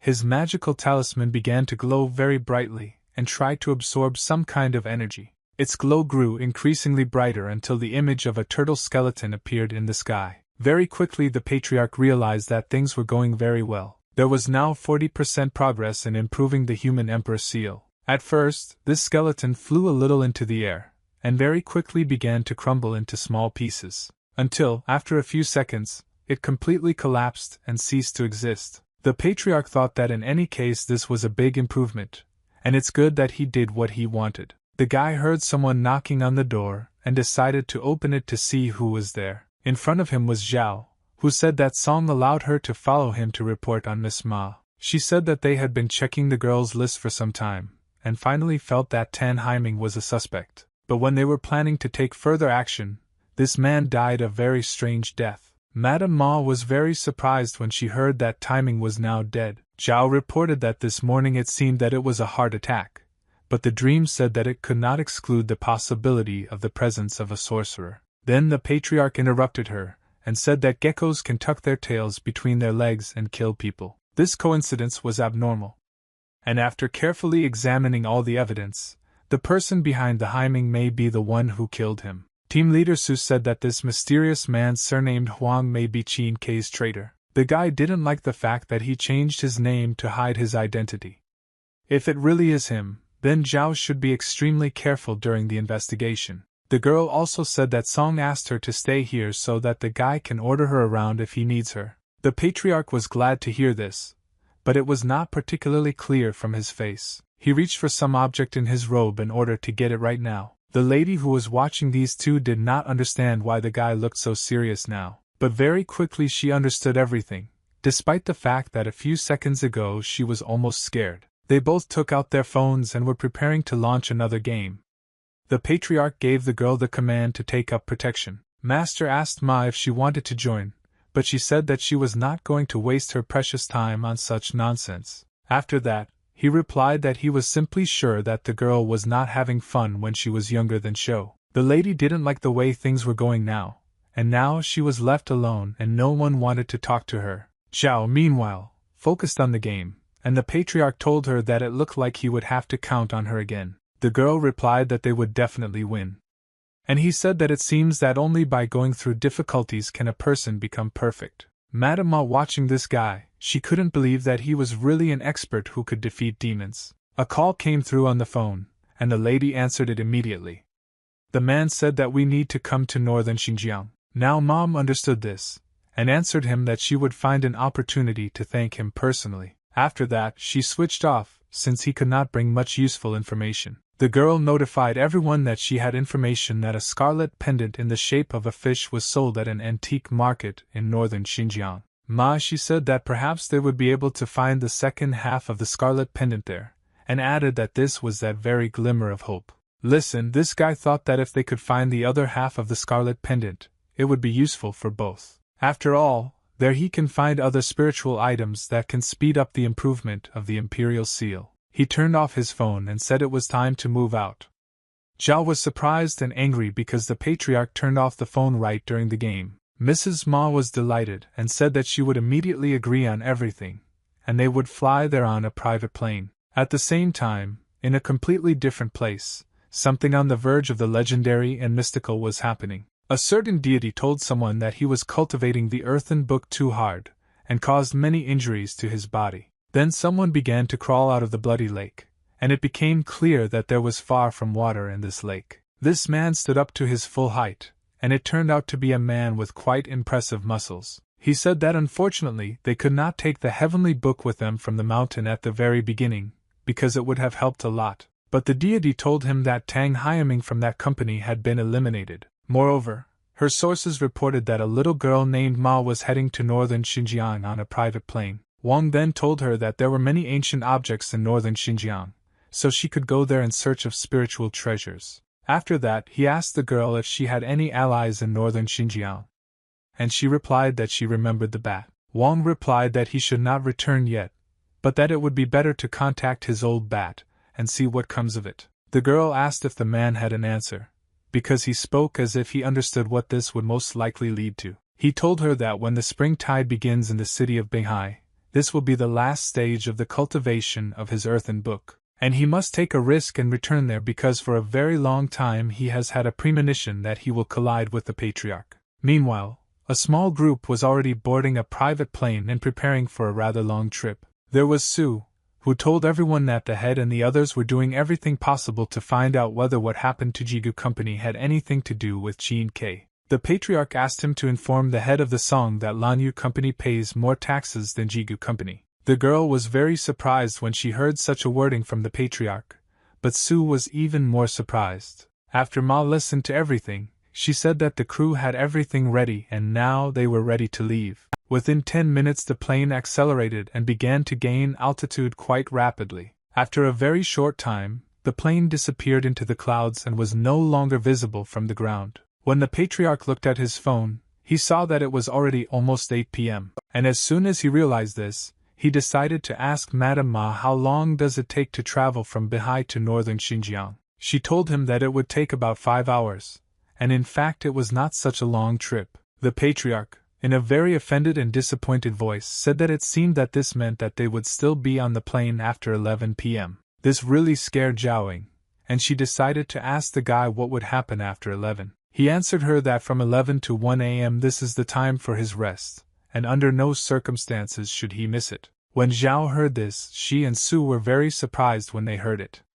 And Mrs. Ma was already prepared. At the same time, I realized that it was the dream that was the reason that they completed the operation last time earlier than usual. Then Ma decided to calm the patriarch down, and said that when the time comes, he will be able to enjoy his rest, and they will wake him up when they arrive in Xinjiang. In a demonic voice, the patriarch said that if a person's life is not at stake, whoever dares to disturb him, that person's life will indeed be at stake. Several hours passed, the plane was still in the sky, but it was already 0:15. The patriarch had a special room in which he had been for an hour, sleeping peacefully. He wrapped himself in a blanket, put a special sleep mask over his eyes, and slept soundly. The lady noticed that they had almost reached the place, and most likely they would be landing soon. But suddenly the girl noticed that something flashed through the porthole and very quickly disappeared. In view of all the recent events, she had every reason to be afraid of this. She immediately ran up to this porthole and began to look there in order to understand what had just happened. But at that moment she did not yet understand that the reason why this happened was on the roof of the plane. It was a demon of northern Xinjiang, named the Bat King.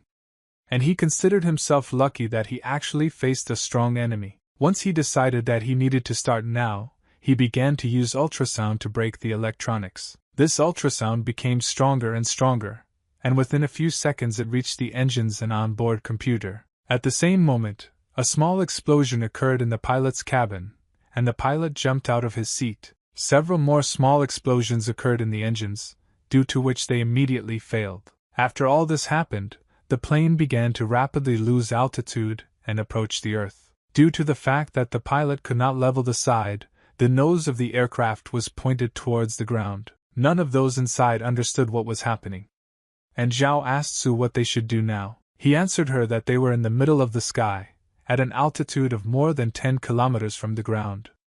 And if something really happens, no one can do anything. Meanwhile, the pilot had already run up to the helm and was able to slightly level the plane in space. The Bat believed that Qin Ke was too vigilant, and therefore he would send their enemies along with this iron coffin directly into the ground. But suddenly this villain felt some kind of force that did not allow him to hold on to the plane. This is all due to the fact that the power of the patriarch spread throughout the plane, and became more and more obvious. In all this energy, if you looked closely, you could see the silhouette of the patriarch. Everyone's morale immediately rose.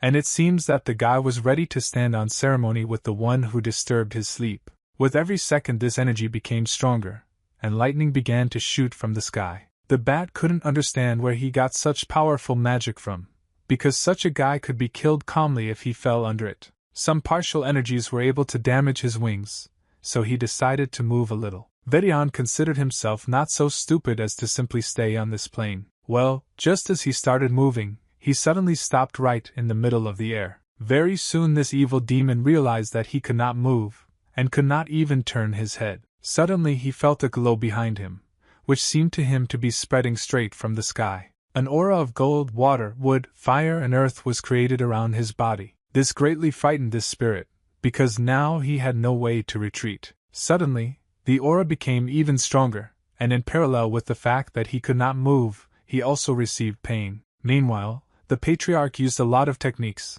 and mainly used earth magic. After some time, he decided to use one of the rather cruel and strong techniques. It was the execution of lightning with 5 elements, which, despite its effectiveness, was quite energy-consuming. An aura appeared around the enemy, which did not allow him to move, and in addition to all this, lightning also struck from the sky. This blow was so strong that it seemed that it would turn the Bat into just a handful of dust. Well, he survived for some time, and quickly began to fall to the ground, having already lost consciousness. At some point in the air, he was able to stop, but the patriarch believed that the Bat did not deserve pardon. A hand of punishment appeared in the sky, which was hundreds of times larger than the real hand of the patriarch. Immediately this hand struck directly at the body of the Bat, and a second later it evaporated. The villain felt incredible pain, and literally felt his body begin to burn simultaneously in several areas. After some time, his body was completely invisible, and everyone thought that it had simply evaporated. In the place where his body was a few seconds ago, only very bright lighting remained. But nevertheless, the plane leveled out a little, despite the fact that the engines were destroyed. Mrs. Ma, she said that she doesn't know what's happening, but she has a suspicion that now they are flying Ravna. At that moment, Su noticed that even though the demon was crushed, some electronic systems broke down due to lightning. The patriarch, instead of answering anything, only yawned, and said that he was a little cruel with that opponent because he had just stood up. Then Mrs. Ma she said that there should be parachutes in the cabin and asked her to bring them. But the flight attendant replied that there were no more of them on the planes. She also added that they have not been put on airliners for many years. Then Mom told her that she booked this plane herself, and not some company. She was interrupted by the patriarch, who asked her not to worry. Even though he does not know how to fix planes, he can help. A smile appeared on the lady's face, and she asked the guy if he could do something to make this plane fly. Indeed, if the patriarch has so many outstanding magic tricks, then flying will not be difficult for him. Zhao she said that there were still several crew members on the plane, and asked Su whether the Grand Master would be able to lift them up with so many people. The man's face was quite confident, and he said that the Master's strength was much greater than they could all imagine. But a second later he was on his knees and told the patriarch that the lives of everyone on this plane were now in the hands of the guy. Energy appeared around the guy on the table, and also some luminous feathers were flying at a short distance from him. Then another lightning struck the plane, but this time it did not cause any destruction. Zhao was the first to notice this, because lightning struck instead right next to the porthole. Everyone immediately ran to the window to see what was happening there, and what they saw surprised them very much, because it looked like some kind of computer graphics. The energy spread throughout the entire plane,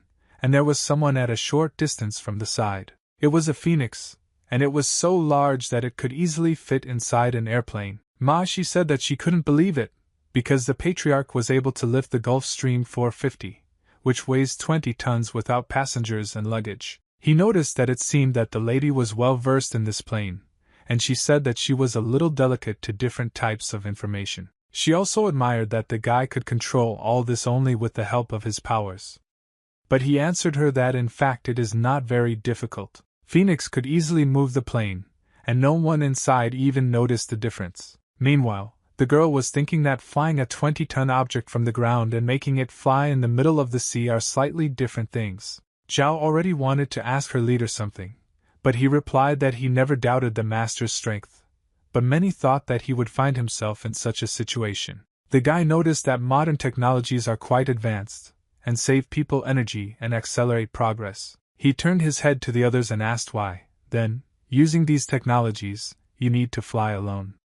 Nobody understood this. It was still night, and as soon as the plane landed, people immediately began to run up to it. They said that Head Tang ordered them to meet the guests, and said that they were here to see Miss Ma. As soon as they approached, the patriarch immediately said that during the journey they were attacked by a demon bat, and asked if they had any clues. Those guys were very surprised when they heard this, and said that this demon is very insidious and powerful. But the guy replied that they were all right, because he destroyed it in flight. Nevertheless, this visit seemed very coincidental to him, as if he had been purposefully targeting them for a long time. Then the newly arrived assistants said that they were still not sure whether this was related to Chin K. The guy asked them to find this mouse nest, and also look into the forest to see if there were any clues related to K. Madame Ma spoke to someone on the phone, and then notified the patriarch that sunset was later, so the antique shop was still open. The guy said that they needed to leave right now, and then one of the guys asked them to follow him so that he would take everyone.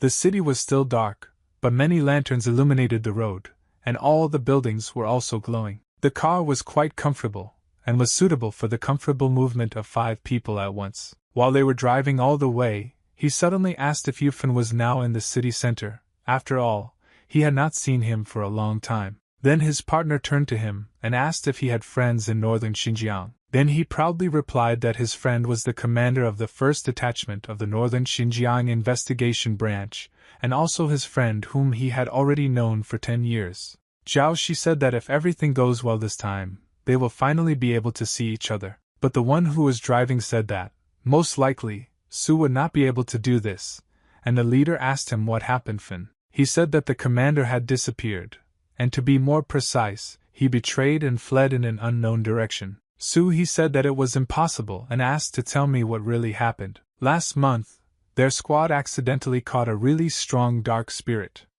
But a few days ago, this dark spirit disappeared. Based on various testimonies, it was Fin who wanted to absorb the power of this dark spirit, which led to his escape.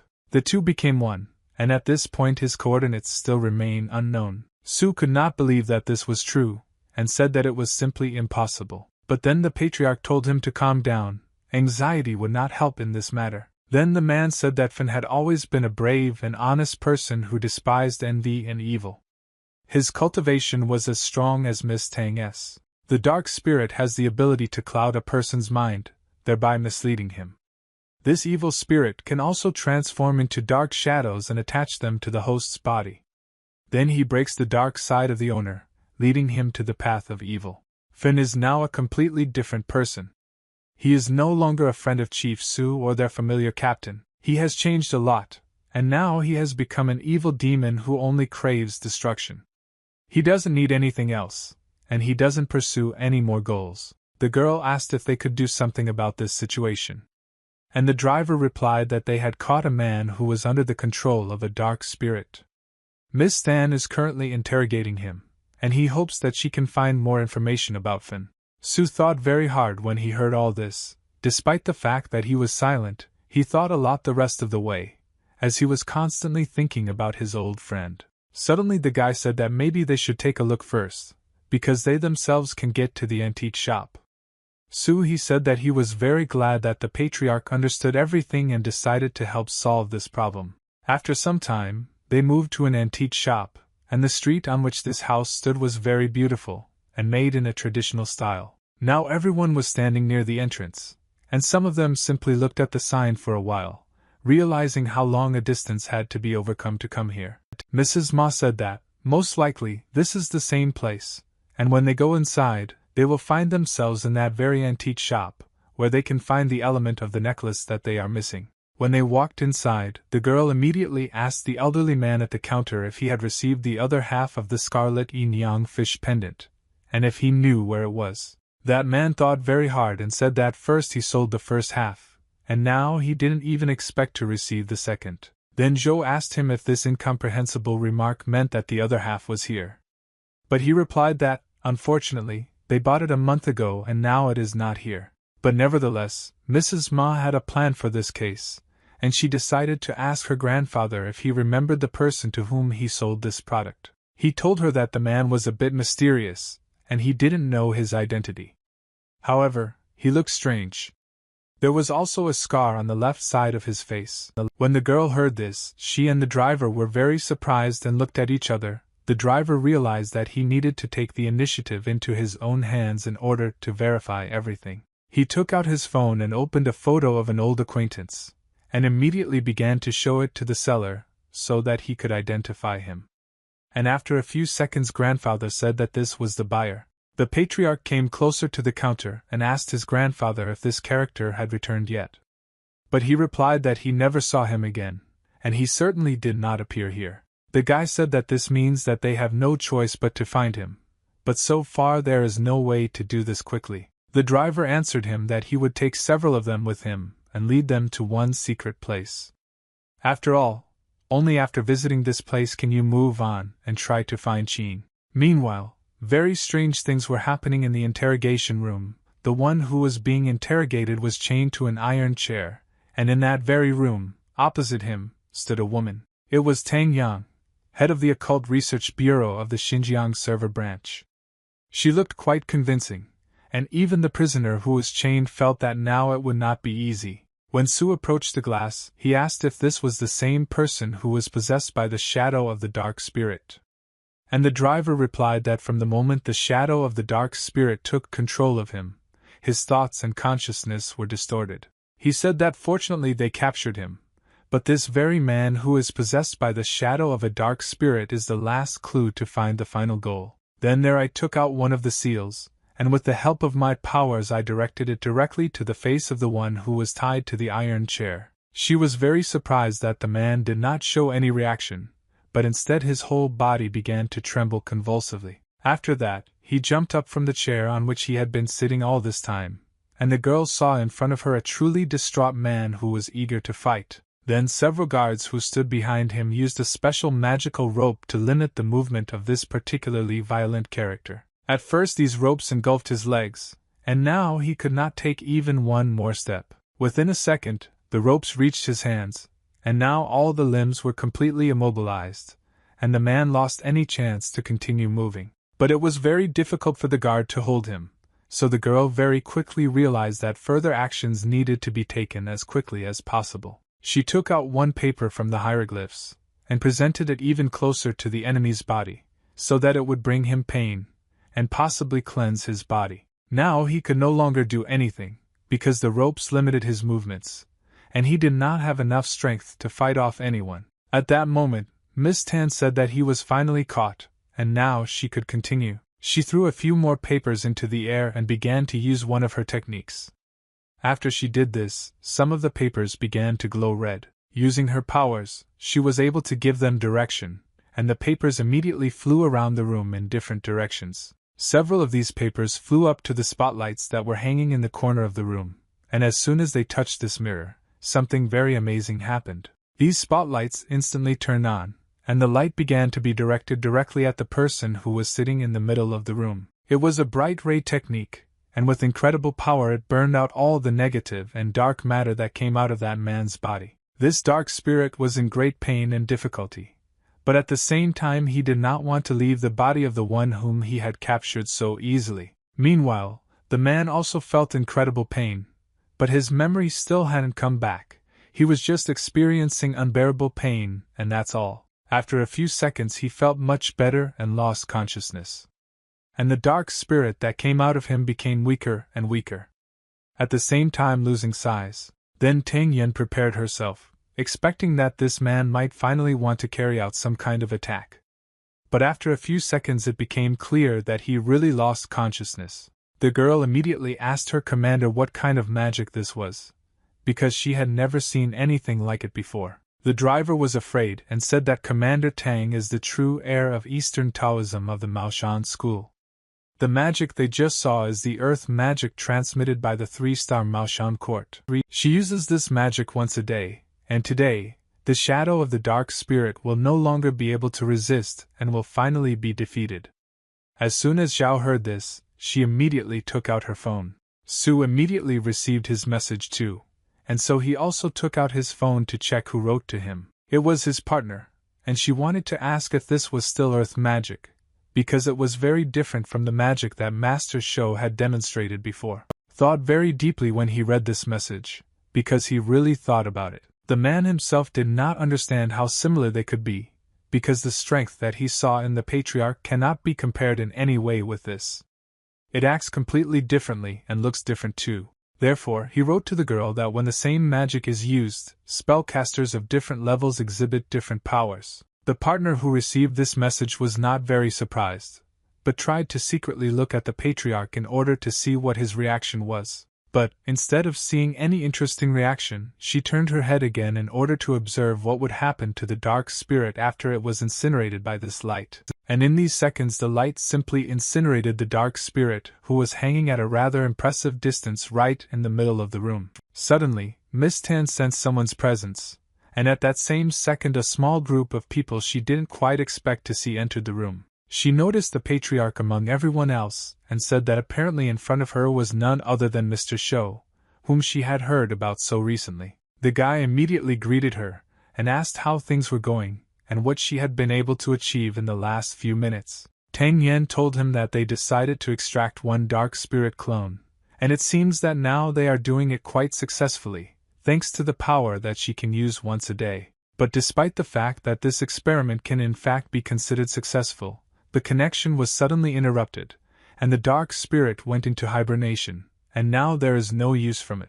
Moreover, she notified the patriarch that they were unable to track the dark spirit Fenya through this shadow, and it seemed that they had now lost a rather important clue. Then the patriarch thought deeply, because for the last 5 minutes he had been thinking about whether it was worth pronouncing this sentence at all. He felt a little awkward, but still asked Tang Yen if she would like him to help their team a little with this. The girl said that their team would really like to get some advice from such a majestic master right now, because the dark spirit is still levitating in the room. Then the guy said that if they want practical advice, then the body of the man who is now unconscious should be left right here. After this, energy began to glow in the patriarch's eyes, and within a few seconds, everyone who was nearby felt it. The body felt it best, because the people who were holding his arms and legs immediately threw him to the ground. It turns out that all this time the dark spirit was in the ropes, and now when the energy passed right through them, the dark spirit also had to climb out. Sue noticed that this shadow of a dark spirit,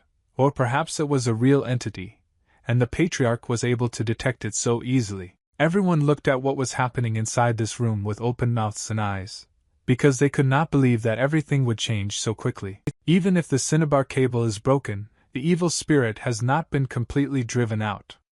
And Tan could not understand how the shadow could hide all this time in the broken cinnabar cable. Moreover, part of the soul began to circulate near the man's body, and even an ordinary person could see what it looked like in those very seconds. Then the guy used one of his techniques to deal a crushing blow directly to this dark matter.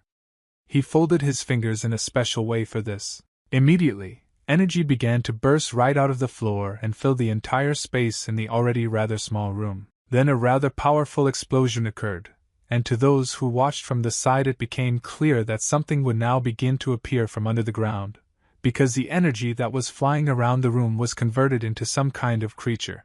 It was a real dragon, and it looked much more powerful than that clot of dark energy that still remained in existence. Miss Tan said that the shadow of the dark spirit is strong and very cunning. They had almost been deceived by him, and did not allow him to escape. Now she was grateful to the patriarch for such important help. Well, then the guy answered her, and said that this was just a small fry, and soon they should find a big one. After that, he changed the location of his fingers near his chest, and by directing energy into his limbs, the technique changed. He created a protective dome around a clot of dark energy that lay on the floor, and it seems that the creature did not particularly like it. All because this energy was able to be converted into another creature in a very short time. This time it was an ancient super-strong turtle. This turtle was directly above the clot of black energy, and covered it completely, preventing it from spreading further. Everyone noticed that an object that was shining brightly appeared right above the turtle's shell. The guy also saw it very quickly, and with the help of his powers began to pull it towards him. It seems that this item was very important because the patriarch focused on not damaging it when moving it closer to his hands. When the object flew close enough, it looked like some kind of ancient map, but it would be very difficult for ordinary people to understand what was depicted on it. The patriarch said that he discovered it, and now half of the task has already been completed, and in fact, there is little work left to do. Tang Yen was very happy when she heard this, and said that they would not waste time and would go searching immediately.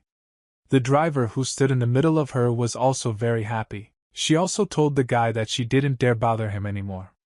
However, if he could give them this compass for a short time, they would return it quickly.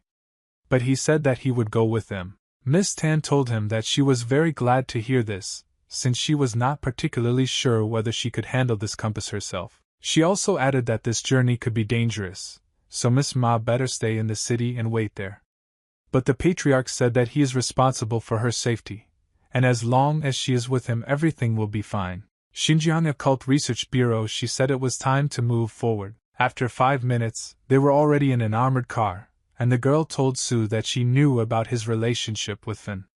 So this time we need to try not to give in to emotions. Otherwise, not only will they allow him to escape, but they will also likely injure themselves.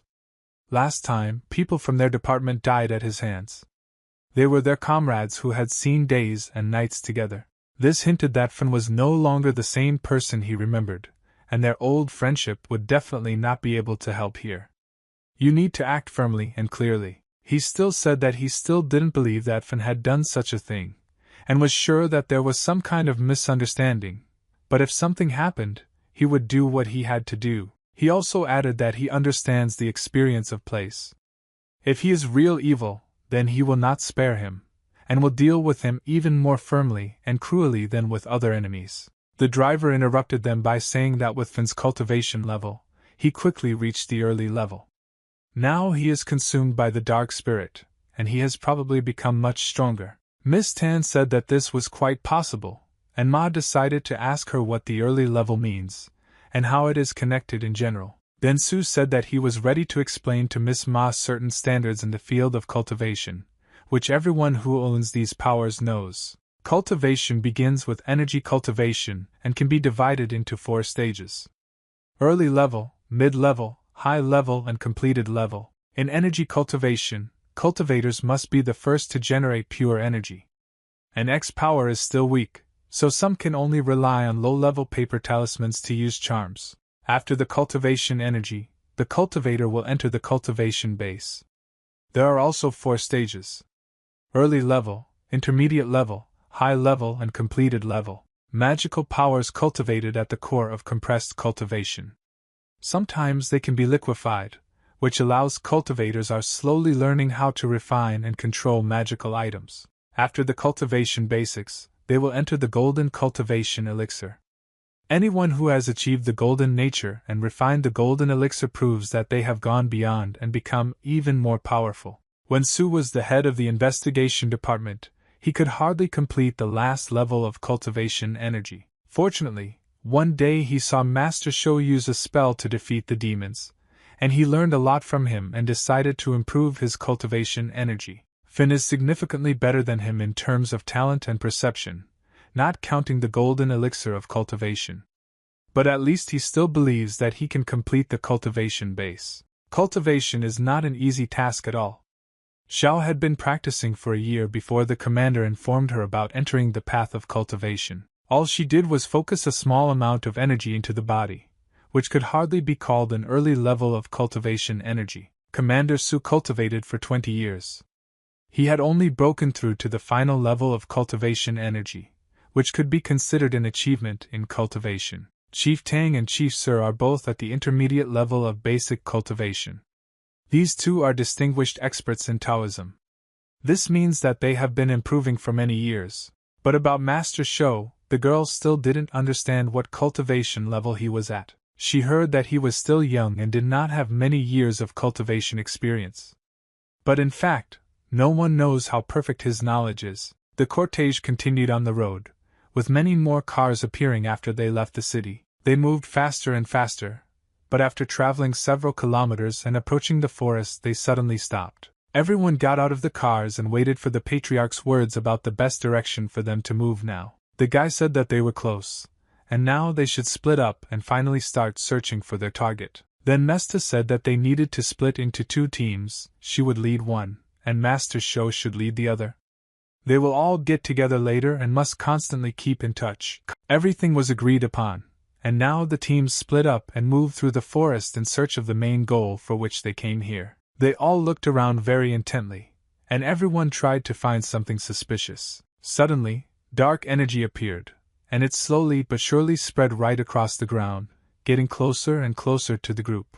No one noticed her, since the patriarch was very far ahead, and the dark energy was moving behind. This dark energy chose as its target the driver, who had been with the group all this time, and since he was not particularly familiar with everyone, walked behind. Suddenly, this man felt something very wrong, and also a very sharp pain in all parts of his body at once. He stopped, and the rest of the group didn't even notice that one of their group members suddenly stopped and began to fall behind. He experienced incredible pain, and very frighteningly began to shake his head in different directions. His face went wild, drool began to flow from his mouth, and his eyes began to glow red. This only meant that the dark spirit had consumed his body. The distraught body was moving closer and closer to the one who was still walking in the group, and this, of course, was a girl named Zhao. This girl immediately noticed that something was wrong with the driver, because he moved like a zombie and did not look at all like a living creature. She asked if everything was okay with this guy, but suddenly she also felt pain, and also began to feel that her consciousness was gradually disappearing somewhere. Now the dark spirit had 2 carriers, and he was not going to stop at this achievement. Miss Ma turned around and saw nothing suspicious in those 2 bodies that looked like zombies, and whose minds were destroyed by the forces of the dark spirit. They came as close to the girl as possible, and were going to come even closer in order to transfer the dark energy to her too. Suddenly the patriarch approached them from behind, closed our eyes with his hands and said that he did not expect these 2 to be so careless. Miss Mom was very surprised when she saw this, and didn't really understand why the guy closed their eyes, and why these 2 looked so suspicious. But when she looked closer, she saw that dark energy was coursing around the bodies of these 2, and they looked as if they had died a long time ago. The guards who walked nearby said that it was a dark spirit, and immediately began to open their pockets, which contained seals with hieroglyphs on them. They immediately took them out and informed them that they needed to prepare for battle. The dark spirit was very cunning and strong everywhere. But then the patriarch began to radiate his energy, and also said that these were trifles, and in fact there was no danger here. He began to study such a large amount of energy that it instantly covered Dao's bodies along with the driver. After that, he released them, and expected that this energy would completely cleanse them and drive them away into the dark spirit. And so it happened. The guy was the first to regain consciousness, and to remember a little what happened the last 5 minutes ago, and why saliva was flowing from his mouth so profusely. Then the girl regained consciousness, and from her look it was clear that she did not understand at all what was happening, and what had happened literally a few minutes ago. The driver said that this dark spirit is sneaky, like a fox. But on the other hand, it means that they found the right place. He also told the patriarch that his strength was simply amazing. The girls wondered how Commanders Su and Tang were doing, because they went almost on their own, surrounded by guards. The patriarch thought about this when Java voiced the assumption. Apparently it was really interesting how the two of them could resist dark energy if it was so strong. Meanwhile, a small group approached one cave, and quickly realized that, most likely, their goal was located here. Then Su told Chief Tang that they needed to go, but before that, the team should be divided a little to increase efficiency. The girl gave an order to some guards to stay outside, and they said that they would carry out this order at any cost, and would guard the passage. 2 more guards, along with Miss Tang and Su, entered the cave and began to look around so as not to miss anything interesting. The security guard who stood near the entrance immediately took out a pack of cigarettes, and took out 1 cigarette from there, since during the entire journey he was unable to smoke at least once. As soon as he lit this cigarette, the dark spirit had already paid him as a partner, and he looked straight in his direction. Something very terrible happened, because in front of the eyes of the partner who had just lit a cigarette, there was real horror,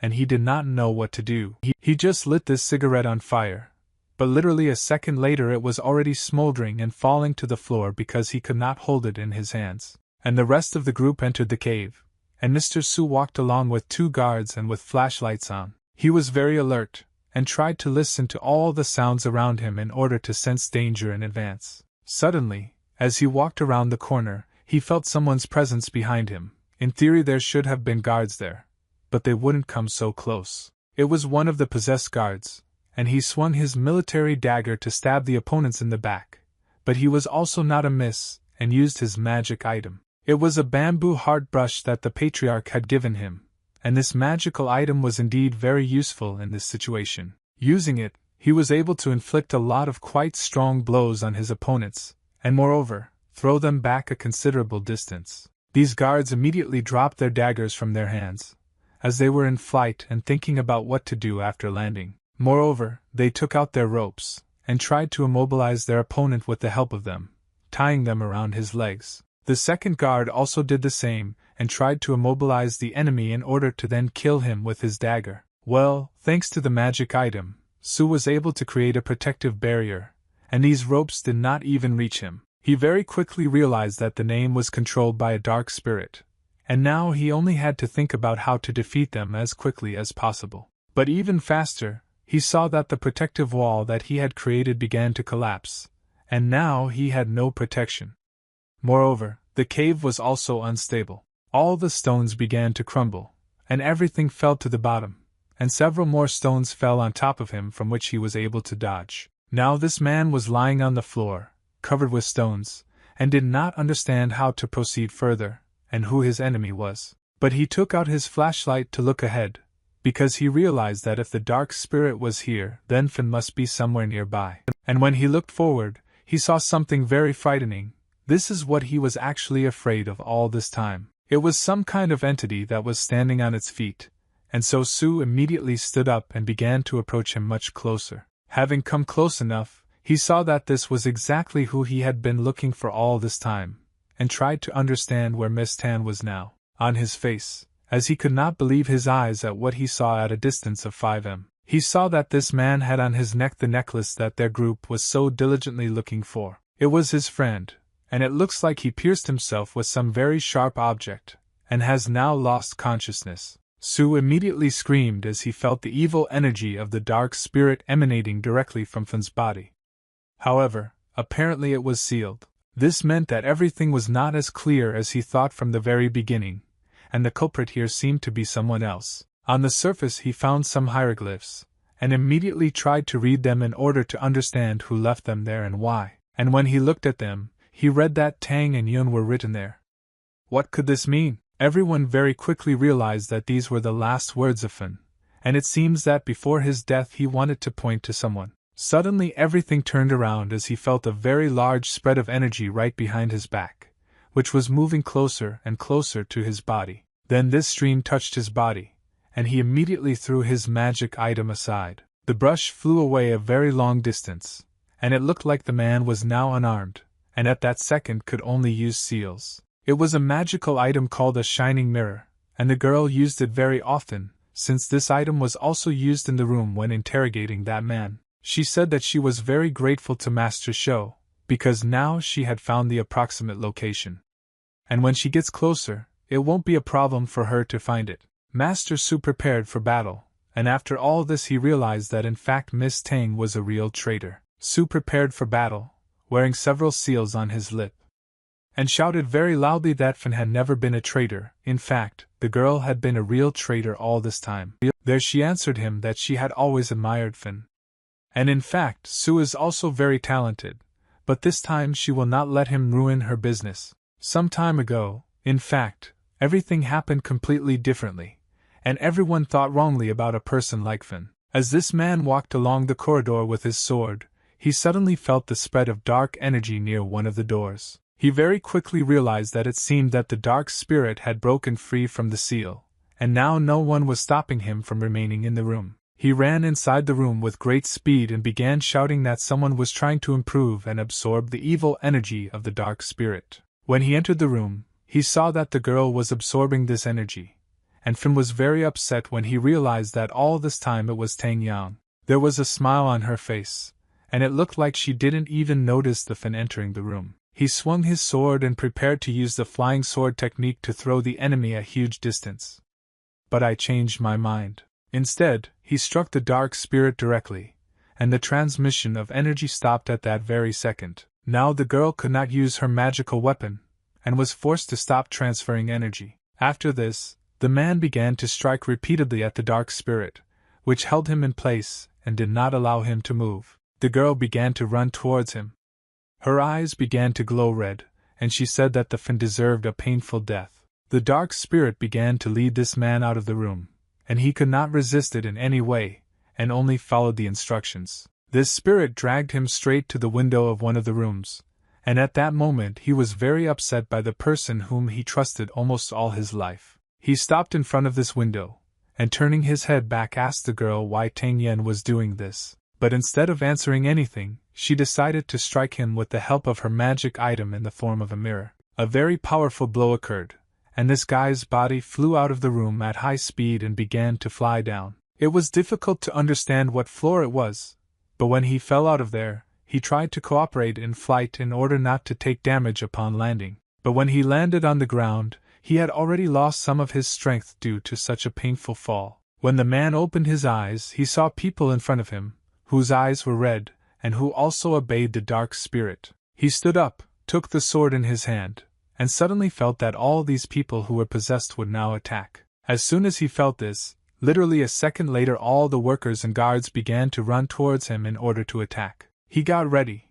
His sword began to glow blue and he apologized to everyone who was here for what was about to happen. He pushed away from the place where he had been standing all this time, and prepared to launch a very powerful attack. This man realized that his power was very great, and although there were many opponents, they were very weak. He began to deliver 1,000 blows per second and was able to eliminate them all. He also understood that the dark spirit must be sealed in this place, because it is here that no one will ever be able to find it. When he came to this place, the spirit tried to take over his body, but Fin did not want this to happen and resisted very strongly. The spirit spoke to him and ordered him to give up, because there was no way he could resist much longer. Well, then the man said that he would not allow anyone else to be hurt, because if he had such a strong body, he could kill very easily. Therefore, Fin made a very difficult decision, and to begin with, he decided to take his sword and write some hieroglyphs on the floor of this cave.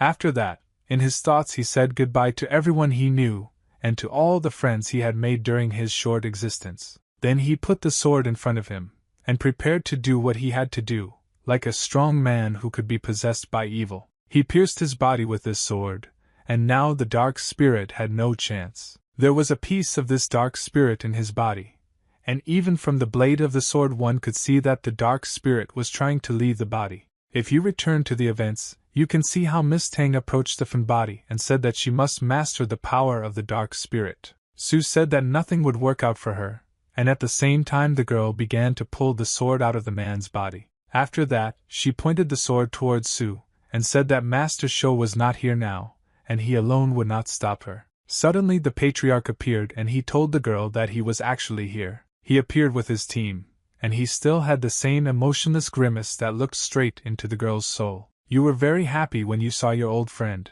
because you understood that now it would be much easier to fight. The guard said that it seems they misunderstood Mr. Fan, because he sacrificed himself to seal the dark spirit. A girl named Zhao was wondering why Tang did all this, because this is real evil that cannot be justified. Well, then she turned her head and said that once they were all here, everything would be a little more complicated than she expected. The patriarch said that the connection between her and the dark spirit was felt as expected deeply from the very beginning. But since he did not take possession of her body, he did not pay attention to it. The girl confirmed this, saying that the dark spirit did not take possession of her, and she simply does what she wants, and has her consciousness to herself. The soldiers immediately asked the commissioner why it acted this way. This money worked together for many years and saved each other often. Well, then the girl said that they were still too young to understand this, to understand what it was like to be mediocrity. Over time, you will understand how difficult it is to rise to the next stage of cultivation. The guy said that she is fine now, but if she really wants to refine the evil energy of the dark spirit, she will undoubtedly become evil and bloodthirsty with her innate talent. Miss Tan screamed and added that it doesn't matter at all, because all paths are good on the road to achieving the goal. Then Su decided to shout her down, and asked the girl how many people should die in order for just one girl to receive greater power. But there she just smiled and said that she had already gone too far, and it was too late for her to return, because the matter needed to be completed. She took up the sword that was in Fan's body, and added that the only thing she can do now is to take a risk once again. She then made some efforts to pull the sword out of Fan's body, and thereby freed the dark spirit that was sealed in his body. The dark spirit began to fly out of his body and began to rise very high into the sky. The soldiers who looked at all this could not believe that this was the body of a dark spirit, and now it had risen directly to its full strength. Miss Tan said that now she and the dark spirit are not enemies, because if you don't get rid of these people, then the spirit will cease to exist. The spirit turned his head in her direction, because all this time he had heard conversations and understood what she was driving at. Now Miss Tang was armed with 2 magical weapons at once, and on top of all this, she also had an ancient dark spirit on her side. This spirit hung directly on Mrs. body, and it seemed very angry, and looked at the patriarch with a corresponding evil grin. And the guy, in turn, was calm as always, because he was confident in his abilities, and it seemed that he already knew the outcome of the battle. This spirit grew larger and larger, and created a current of air that was directed directly towards this group. Everyone felt the spread of this dark energy, except for their patriarch himself, who began to stand still and did not move at all. The mist there said that Mr. Shou is an excellent cultivator, and she is no match for him, so unfortunately he will have to fight alone against the 2 of them. But suddenly, a small stream of energy directed by the patriarch passed right past her face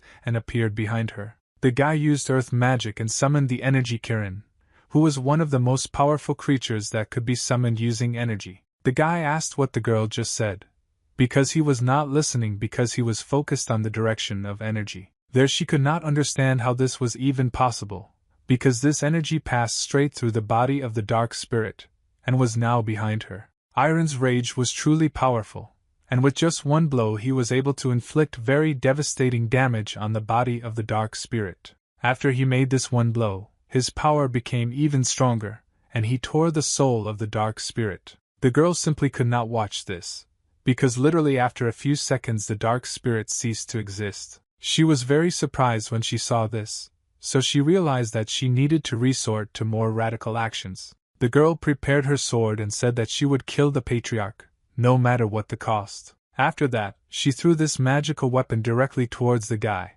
and this sword began to fly at great speed. But at the very last moment, the patriarch used one of his techniques to change the trajectory of this sword, and after that it fell to the floor. Miss Tang could not believe that this happened, but at the same time she understood that she had no other choice except to fight to the end. She took her magic mirror and pointed it towards the entire team, trying to focus all her internal energy on it. She took her magic mirror and pointed it towards the entire team, trying to focus all her internal energy on it. After she did this, a huge beam of energy began to emanate from this mirror, and it was not clear what kind of force there must be to block it. The beam became stronger and stronger, and it was no longer visible whether it was able to reach the team, or was stopped by something. But in fact, the patriarch managed to use one of his techniques to protect himself and the team from the spread of harmful energy. He summoned a spiritual turtle that calms the sea, and it formed into small pieces in the air. And after this happened,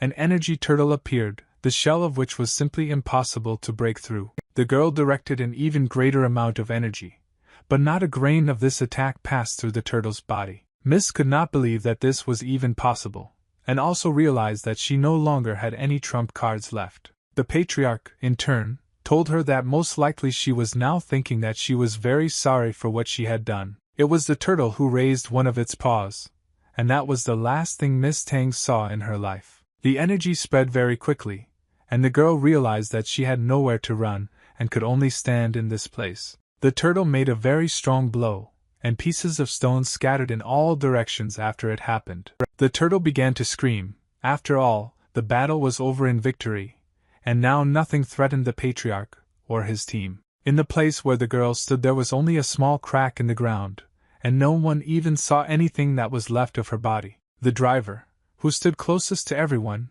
believed a little that the one with whom he had been in a relationship for so long, and to whom he had obeyed for so long, was now dead due to the fact that she had become a traitor. After all this happened, everyone immediately began to look at the Fun's body, because they began to feel that something was happening to it. The soul began to emerge from his body, and it rose a short distance above his head quite quickly. Miss Ma, she said that it looked like the soul was coming out of Mr. S' body, and maybe she would even be able to talk for a while. It's a little hard to believe that this is actually happening, because I also thought that perhaps there was some chance to save his friend. Well, when he turned to the guy, he replied that he was doomed to death when the sword pierced his body. There was no way to save him. He used his technique to completely pull the soul out of the body so that it could finally find peace. The soul began to come out, and it was visually similar to Fun's body, and after some time the soul began to speak. He said that he couldn't believe that they met like that. Has the evil aura of the dark spirit dissipated? All he said was that she was destroyed, and Tang Yen, who installed him, was brought to justice. The man said that he was very glad to hear this, because the Su did a good job. He also thanked him and said that he was grateful to the master who destroyed the dark spirit and Yang there for him. Su ran up to Master Shou and said that it was the patriarch who did this. He himself is from their sect, and Fan can thank him himself. Well, then the man said that he would like to do it, but his time is running out and he would like to say something else. Su began to cry very bitterly, because he realized that at that moment he was saying goodbye to his friend forever. His essence began to disappear, and finally he told Su to train hard and find himself a wife who will give birth to a strong son. The whole team thought that his soul was missing, but in reality something completely different happened. She simply moved to another place, and moreover, his soul could move quite quickly, and at the same time the sun rose over all nearby cities. His soul was calm, and he liked to watch the world he was leaving, and understand that he had done quite a lot to make this happen. Fan closed his eyes and began to move around many parts of the planet, watching how life flowed without his participation. He saw that all people were happy, minding their own business, and in general they had a lot of reasons to be happy. A smile appeared on his face, because he realized that his death was worth it, because this sacrifice was far from in vain. It was worth it to save such a beautiful life, and to make this beautiful world an even better place. Zhao was scared and asked Mr. Su if he needed help, but the man just stood silently and looked at the place where his friend's soul had just been. She wanted to say something else, but the patriarch showed her with his hand that he could handle it himself, because the patriarch knows exactly how to behave in such situations.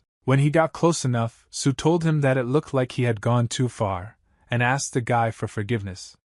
And he of course forgave him. That's it. He came closer to the corpse of his friend, and saw that there was a smile on his face, which meant that when his soul left his body, he only had positive emotions. When he put his hand on his shoulder, he promised the hair dryer that from that day on he would do everything as he asked. But first, they will take him home and do everything they must to honor the memory of such a strong-willed warrior. A certain glow appeared in the sky, which only Sho noticed, because all this happened because the patriarch already had a small plan. The energy that came from the air, after a few seconds, concentrated on the guy's hand. After that, he directed a small beam of energy directly towards the fin, and whispered a small spell. Sue immediately asked the master what it was, and why his friend's corpse began to glow with some kind of energy. Then the guy said that he sent some positive energy into his body.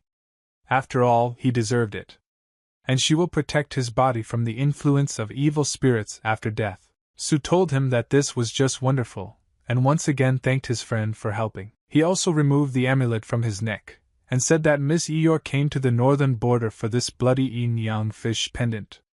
And he believes that Finn is happy to help them. When the girl accepted this gift, she thanked everyone and said that it was a great honor for her to receive this amulet. After all this, Sue told the master that he gave it to Miss Ma, but this spiritual object still needs to be recorded for the report to the authorities. Then the guy began to take something out of his inner pocket, and told the man that this should also be written down there. It was Longma scales, and the patriarch reported that he found it after the death of Tang Yang. He told the man to use it, so he would have to write a report, and describe in it what he was able to obtain, and who is now using it. Then Sue turned around and said that he would stay to help with the consequences, and therefore he left the group for a long time. She also said that Junior Zhao would take them and Miss Ma back to Benhai.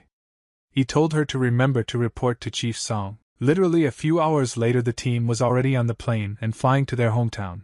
Since such travel takes a lot of energy, everyone was exhausted. Miss Ma said that only a few days have passed, but her previous event has completely deteriorated.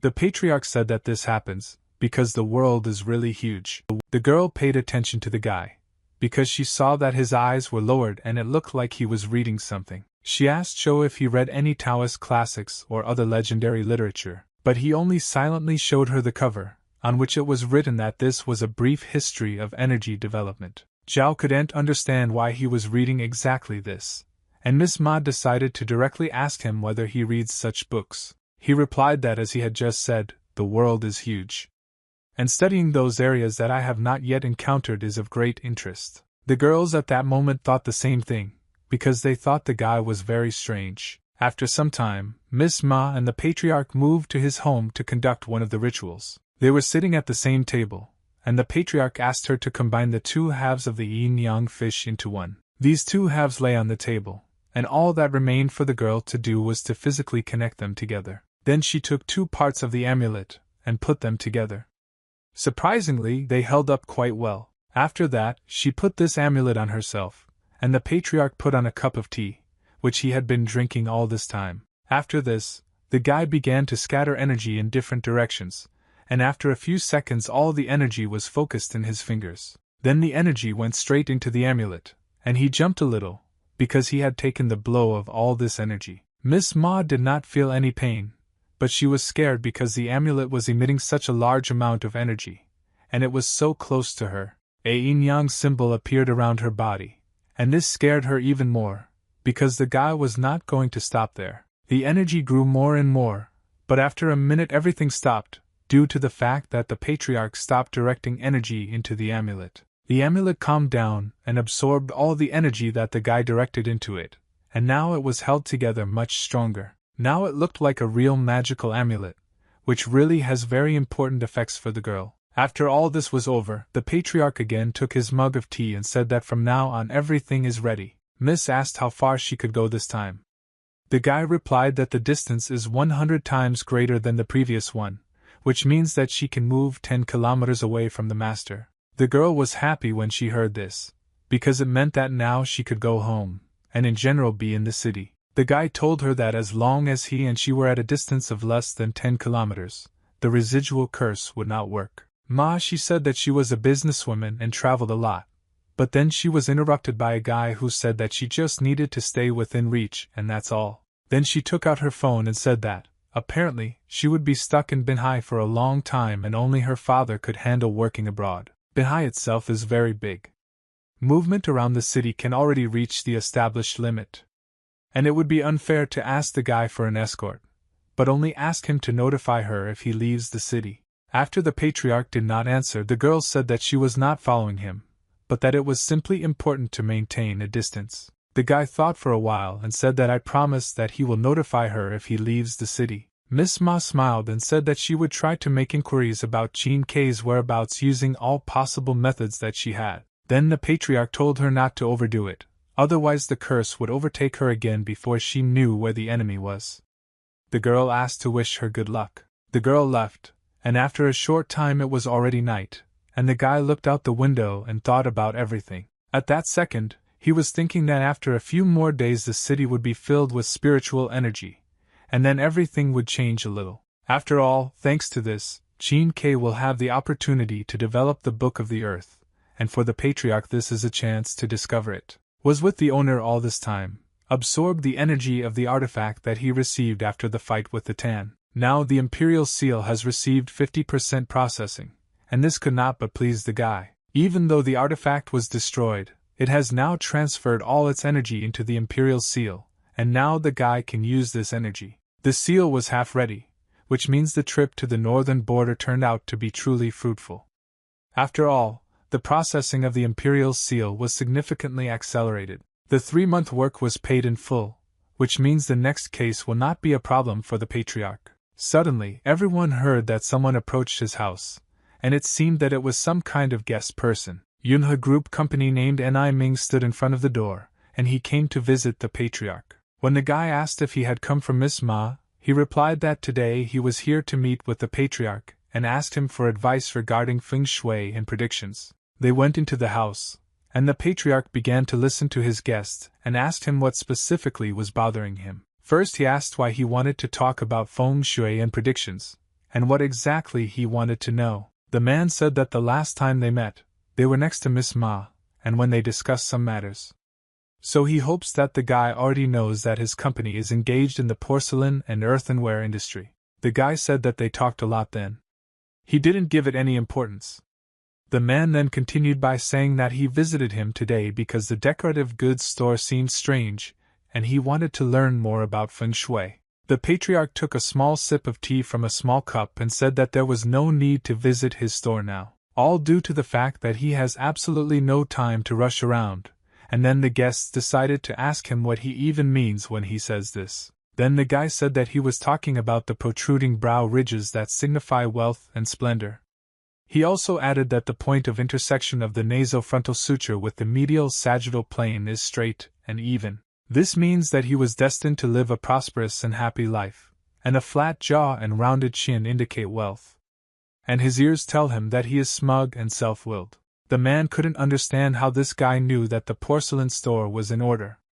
Did he really learn about this from Miss Ma? Then the man said that the guy shouldn't listen to various rumors, and it seems the patriarch misunderstood him, because he sincerely invited him to visit the store and check it out. Then he said that he had no need to hear about this from anyone, because he sees it all with his own eyes without any problems. The man had already thought that it looked like the patriarch had once been in the store, and had already seen that things were going pretty well there. The guy told Mr. Ney that he didn't have to come to the patriarch's house under a false pretext to help him earn money. Then the man said that it seemed that the guy misunderstood him, because initially he came here for completely different purposes. But the patriarch continued, saying that the man was doing this because of the business he was discussing with Miss Ma, or because he was trying to build a long-term relationship with her company. In this case, he came to the wrong address, because he and Miss Ma have absolutely nothing to do with each other.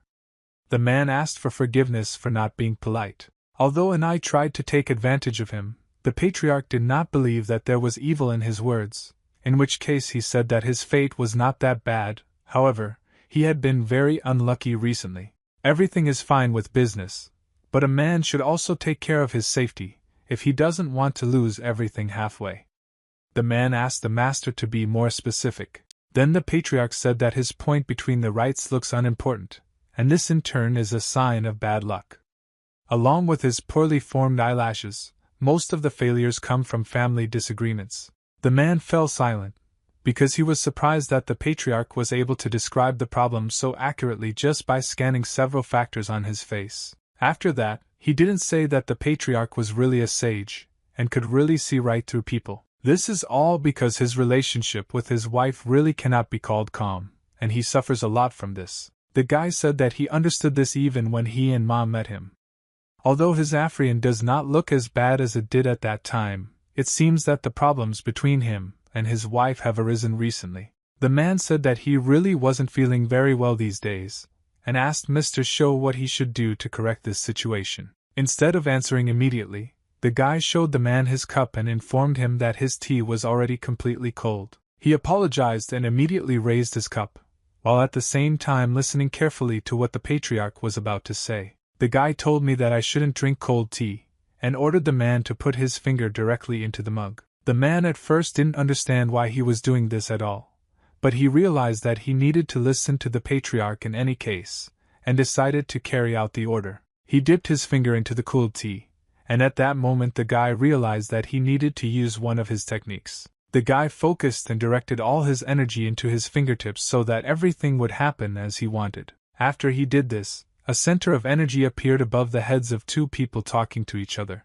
From this hearth a small sea turtle immediately appeared, which immediately after its appearance headed towards the guest. More precisely, she flew straight into the cup of tea that he was holding in his hands. When she flew into this mug, the man began to panic and asked the patriarch what it was and why the tea changed its color. The guy immediately said that the man is surrounded by chaos, which accumulates over time. The reason for all this is unstable living conditions. He asked if he had recently hired someone to analyze the feng shui in his office, home or place where he spends most of his time. And then I told him that he didn't think he hired anyone, but then he remembered and asked whether the recent change of scenery was considered to have been beaten in the bedroom, and whether this change could somehow affect his life. The patriarch said that perhaps this is so, and this could well affect the quality of his life. After that, he gave him a blank piece of paper and asked the man to make a sketch of how everything looks there now. He took a pen and slowly began to draw out his apartment, trying to remember where each of the decorative elements was located. He did quite well, since in school he was quite effective in art classes. A few seconds later, he handed over this sketch to the guy, and he immediately began to examine it in order to understand whether everything was done correctly. This layout was truly evil, but surprisingly similar to Wudong's secret method. The guy thought that maybe this had something to do with Chin K. The man immediately asked what was wrong with the plan, because his wife rearranged it all. Their relationship was not very good, but she didn't want to harm him with this. Then the patriarch said that this was very unusual, and he was not yet ready to draw any conclusion, but instead he needed to find out everything better. And he asked the knight to take him to his home, because he wants to see everything with his own eyes, and then he can help. The man was very happy and said that this was just wonderful, thanked the master for his help, and asked to let him know if he wanted something in return. A few seconds later they left the room, and the man said that the car was already waiting at the door, ready to go. The cup of tea remained empty on the table, and for some time emitted a small amount of energy. When the guy approached the car, he suddenly remembered something very important, which should not be forgotten. The man immediately asked what was the matter, and instead of answering, the patriarch asked him where the house was. He replied that he was quite far away, he loved fresh air, and therefore lived on the outskirts of Chinchuan. And they'll go straight there. The guy asked where exactly his house was, and he laughingly replied that it was in the Qingxi Garden in Chinchuan City. Then the guy took out his phone and tried to use the software to understand where this place was and what the distance was to it. Then he realized that this was a big problem, but not so big that it could not be solved. He called someone and said on the phone that he would now head to Qingxi Garden in Qinchuan City, so she should get ready. Ms. Ma immediately asked the guy where he was going to go, and after he explained to her, she decided to use maps. Having opened an online map on her phone, she decided to measure the distance to this place. When all the calculations were completed, the phone showed that the distance to this place was 24.5 km. Then she immediately shouted to her secretary that she needed a car, because she needed to leave 5 minutes ago. The guy asked to wait for many minutes today, and after that they can calmly hit the road, and he will help him with the problem. The man said that it was not a problem,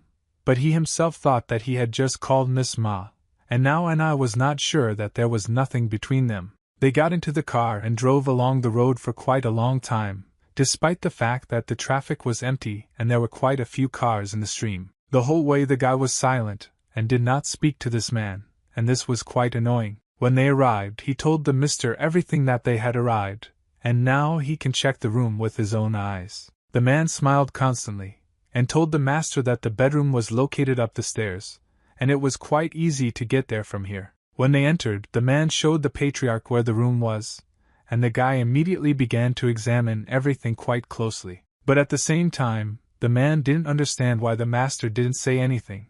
From the moment he got into the car, he didn't say a single word. Therefore, the man decided to defuse the tired situation a little, and pointed with his hand to the mask and also to the ancient coins that he bought from Ma. But the guy didn't listen to this, because he saw what the room did, certainly in the secret wudan method. The layout is upside down, collecting wealth has become black magic, which brings one extra dacha to those who live in such circumstances. However, despite everything, this basic thing remained basically untouched, and the guy tried to understand why everything was done this way. After a long silence from the patriarch, the man decided to ask him if he liked how everything was arranged here. But instead of answering, the guy took an ancient pistol from the wall and asked if there was still gunpowder there. But I told him that it looked like a real pistol, but in fact it was just an antique lighter. The guy said that this person had studied the real teachings of the devil. The combination of 3 levels, simultaneously inside and outside, changed the simple concept of the triune metal that drives out evil into the 7th metal phase of the 10 non-celestial stems.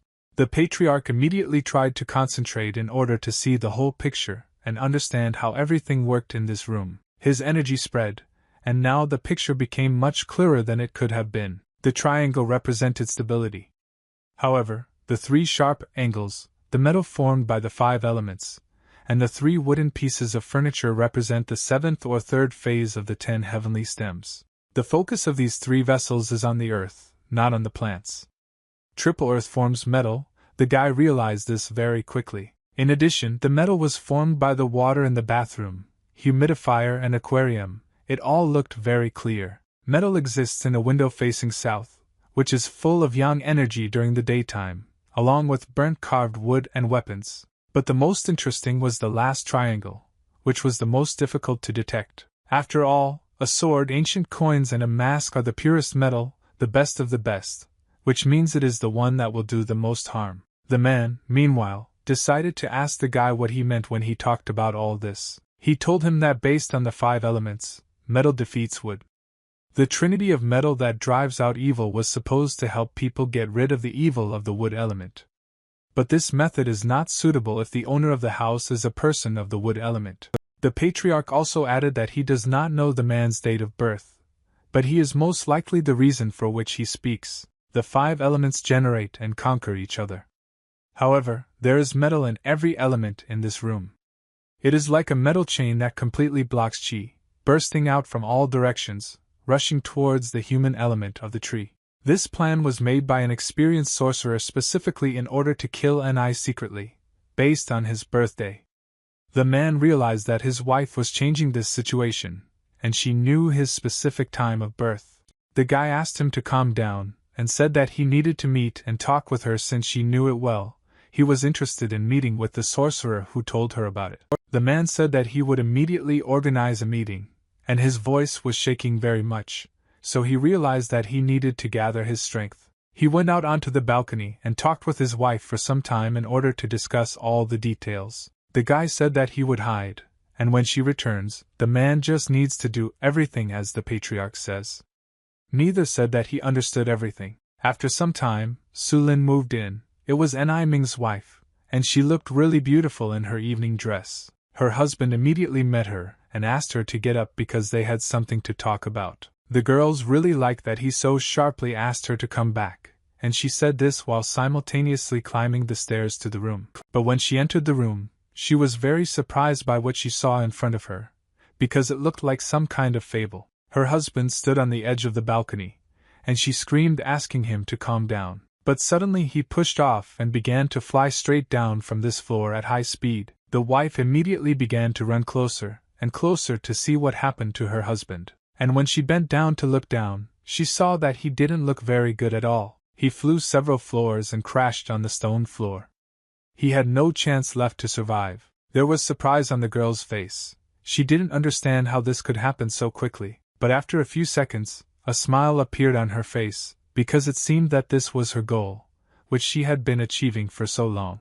She immediately took out her phone and told the stranger to come to her, because the target had finally died. A few minutes later, Fan Qinghai, who was N.I. Ming's assistant, arrived. When he arrived, he immediately looked at the corpse of his boss, but then when he heard some sound he decided to enter the house. He was very scared, because until that moment it was not clear under what circumstances his boss died. When he went inside, he saw Lin, who immediately climbed up to hug him, and he said that he was glad that she was nearby. The girl told him not to worry, because he crashed to death and she didn't even lay a finger on him.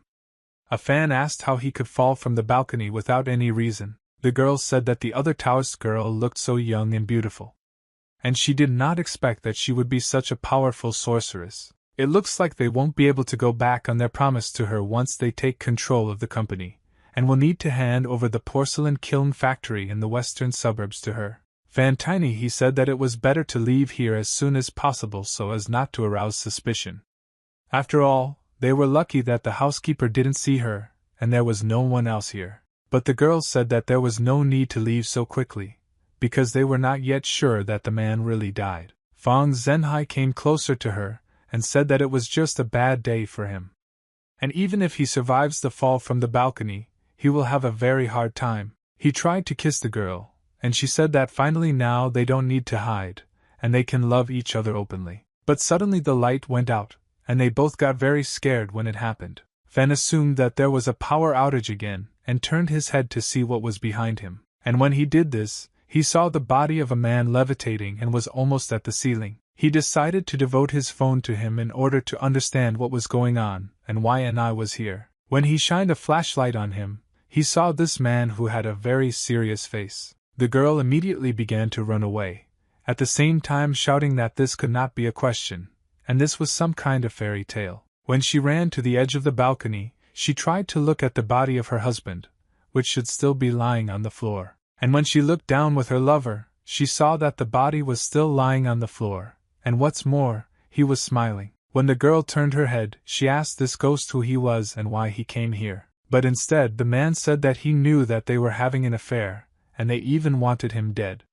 Fan told him not to come. He began to threaten the exorcists, but the spirit of N.I. said that now he had no chance of finding this exorcist, and no one would save them. Fan started yelling at the girl and told her to call that nun quickly, but you replied that you didn't know where to look for her. Suddenly, some energy touched the man's body, and all the dark matter disappeared somewhere. This energy began to cleanse the man's body, and it slowly became similar to Ni's real appearance. The patriarch constantly used this energy to slowly but surely cleanse him, and when everything was finished, it became clear that now he was in the room too, and everyone also saw the patriarch. Moreover, Fan and Lin noticed the man, and he was very angry at what he heard and saw. Fan simply could not believe that Mr. was not here, and that he saw all this. Realization very quickly came to this guy's head, and he decided to run her closer to the balcony in order to look at the corpse. He ran close enough.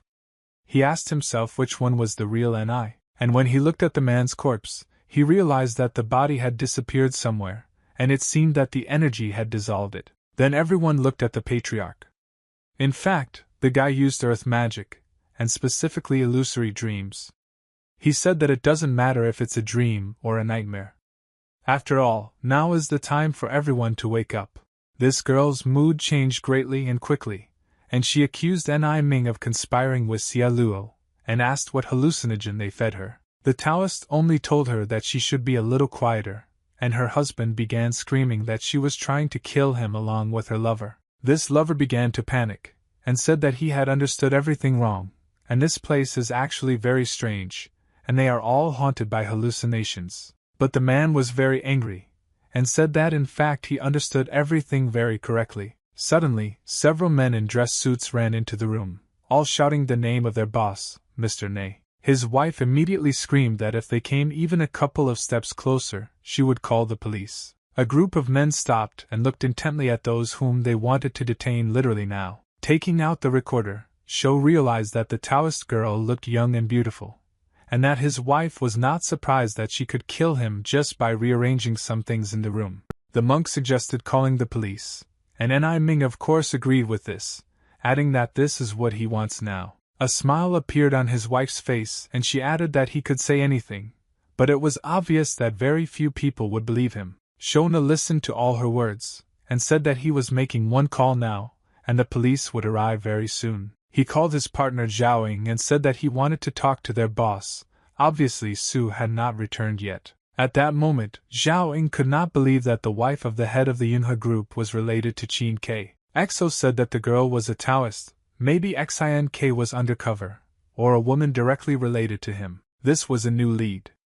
And he ordered the girl to find out what Su has been doing lately and interrogate the suspect. Then she very loudly answered him that the monk need not worry, he was introduced and will report to Mr. Sun immediately. After that, the monk disconnected from her and decided to say something to the people in the room. He turned to Ni Ming and advised him to keep an eye on these two until someone arrived to arrest them. Ni Ming's wife was upset when she heard what the monk said, and immediately asked her husband what he was talking about. The ward of the head of the company also asked to give him a chance to explain everything, because it is obvious that he misunderstood everything. But the man's face was still very angry, and he said that they would talk about this topic a little later. He then gave orders to his charges to watch these two, but not to touch them in any way. Sho walked a short distance away from this entire group, because he needed to use one technique while in this room. This technique required a very high level of concentration.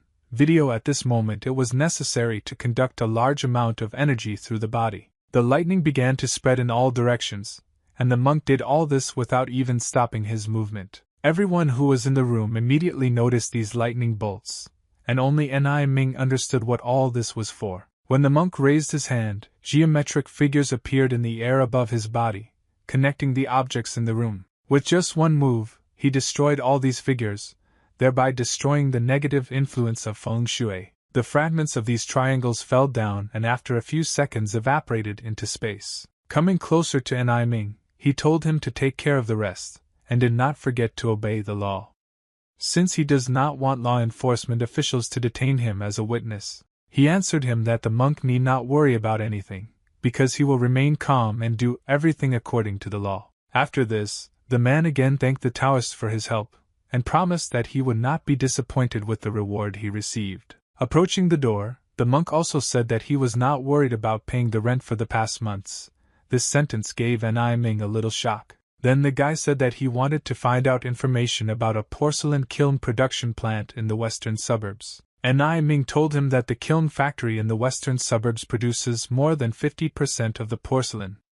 But he had never seen a Taoist girl. Then the monk told him that he would go and check the plant, and the man was surprised because he didn't understand how he could look at everything so late. He even offered to take him there in the morning, but Sho told him that there was no need for that. Taking out his phone, he suggested that Ni Ming simply mark this place on the map, and he would go there himself. Then the man took the monk's phone and searched for that plant on the map for some time.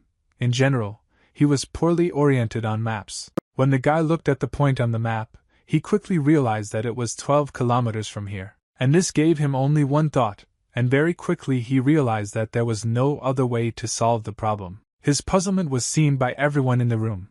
All their eyes were focused only on Sho. At that time, Miss Ma was riding in the back seat of her luxury car, and was in a hurry to get there. The girl was very worried, because she understood that she would feel very bad if she was at a great distance from the monk. When they turned at the exit from the city, she asked her driver how long to go to the point. He answered her that they would arrive soon, because there was a little less than a kilometer left. Since childhood, the girl did not trust words, so she took out her phone to look at the map, and quickly realized that they were almost there. It was decided not to go to the Tinksy garden, but simply stop opposite the tea house. When they stopped, the driver immediately stood next to the car and lit a cigarette while Miss Maud drank tea inside. She was already much calmer, because she realized that she was quite close to the monk. The waitress approached her and said that the tea was ready, and wished the guest a pleasant tea party. Miss Maud did not react at all to these words, but only smiled back at the waitress. Suddenly, some kind of notification came to her phone, and she was distracted from drinking tea, looking at it. It was a call from Mr. Shou, and the very fact of having this call at such a time made her nervous. The guy said that he had already completely figured it out, and now he was going to a new point, the address of which he sent to the girl by phone. Miss Ma, to put it mildly, she didn't like that the guy was leaving back, because she just sat down. Then he said that he was not mocking her, but was simply reminding her in a friendly manner of his plans, and what the girl was going to do depended only on her. After that, the monk disconnected, and the girl began shouting into the phone in order to attract his attention. She opened the map in order to see where the place where Shou was going now was located. It was 10 kilometers away, and this meant that the girls again needed to move in order to be closer to the monk. The decision was made quite quickly, so she took out a small wad of money and placed it right next to the unfinished mug of tea. She told the waitress that she could keep the task for herself, and hurriedly began to leave the building. The waitress felt bad that Miss hadn't drunk her tea yet, and she decided to shout it after her. Moreover, she even thought that the tea seemed to be of very poor quality, since such an honorable guest did not want to drink it. At that time, the monk received a blessing from heaven, and this time it was a little different from other times. Raising his head, he only told the sky that there are actually a large number of sins in this world. Continuing his movement, An Ming began to run up to him from behind and asked the monk to wait for him for a minute. He said that he could ask his driver to take Mr. Exo to the factory right now. But the Taoist replied that this was not necessary, because his people would soon take Su Lin, and the man should finish things here. When the man asked how he would even get there, the monk created several steps in the air, on which he placed his feet. He took one step at a time, and after a few steps he stopped at one of them. Energy began to flow around his body, and Mr. An Ming again could not believe his eyes for the umpteenth time that day. He tried to address the monk in a trembling voice, but it was obvious that he did not answer. Instead, he pushed off with all his strength from the last step, thereby creating a powerful bang and a small blast wave. A second later, he evaporated into the heavenly surface, and An Ming thought that perhaps all this was actually a dream.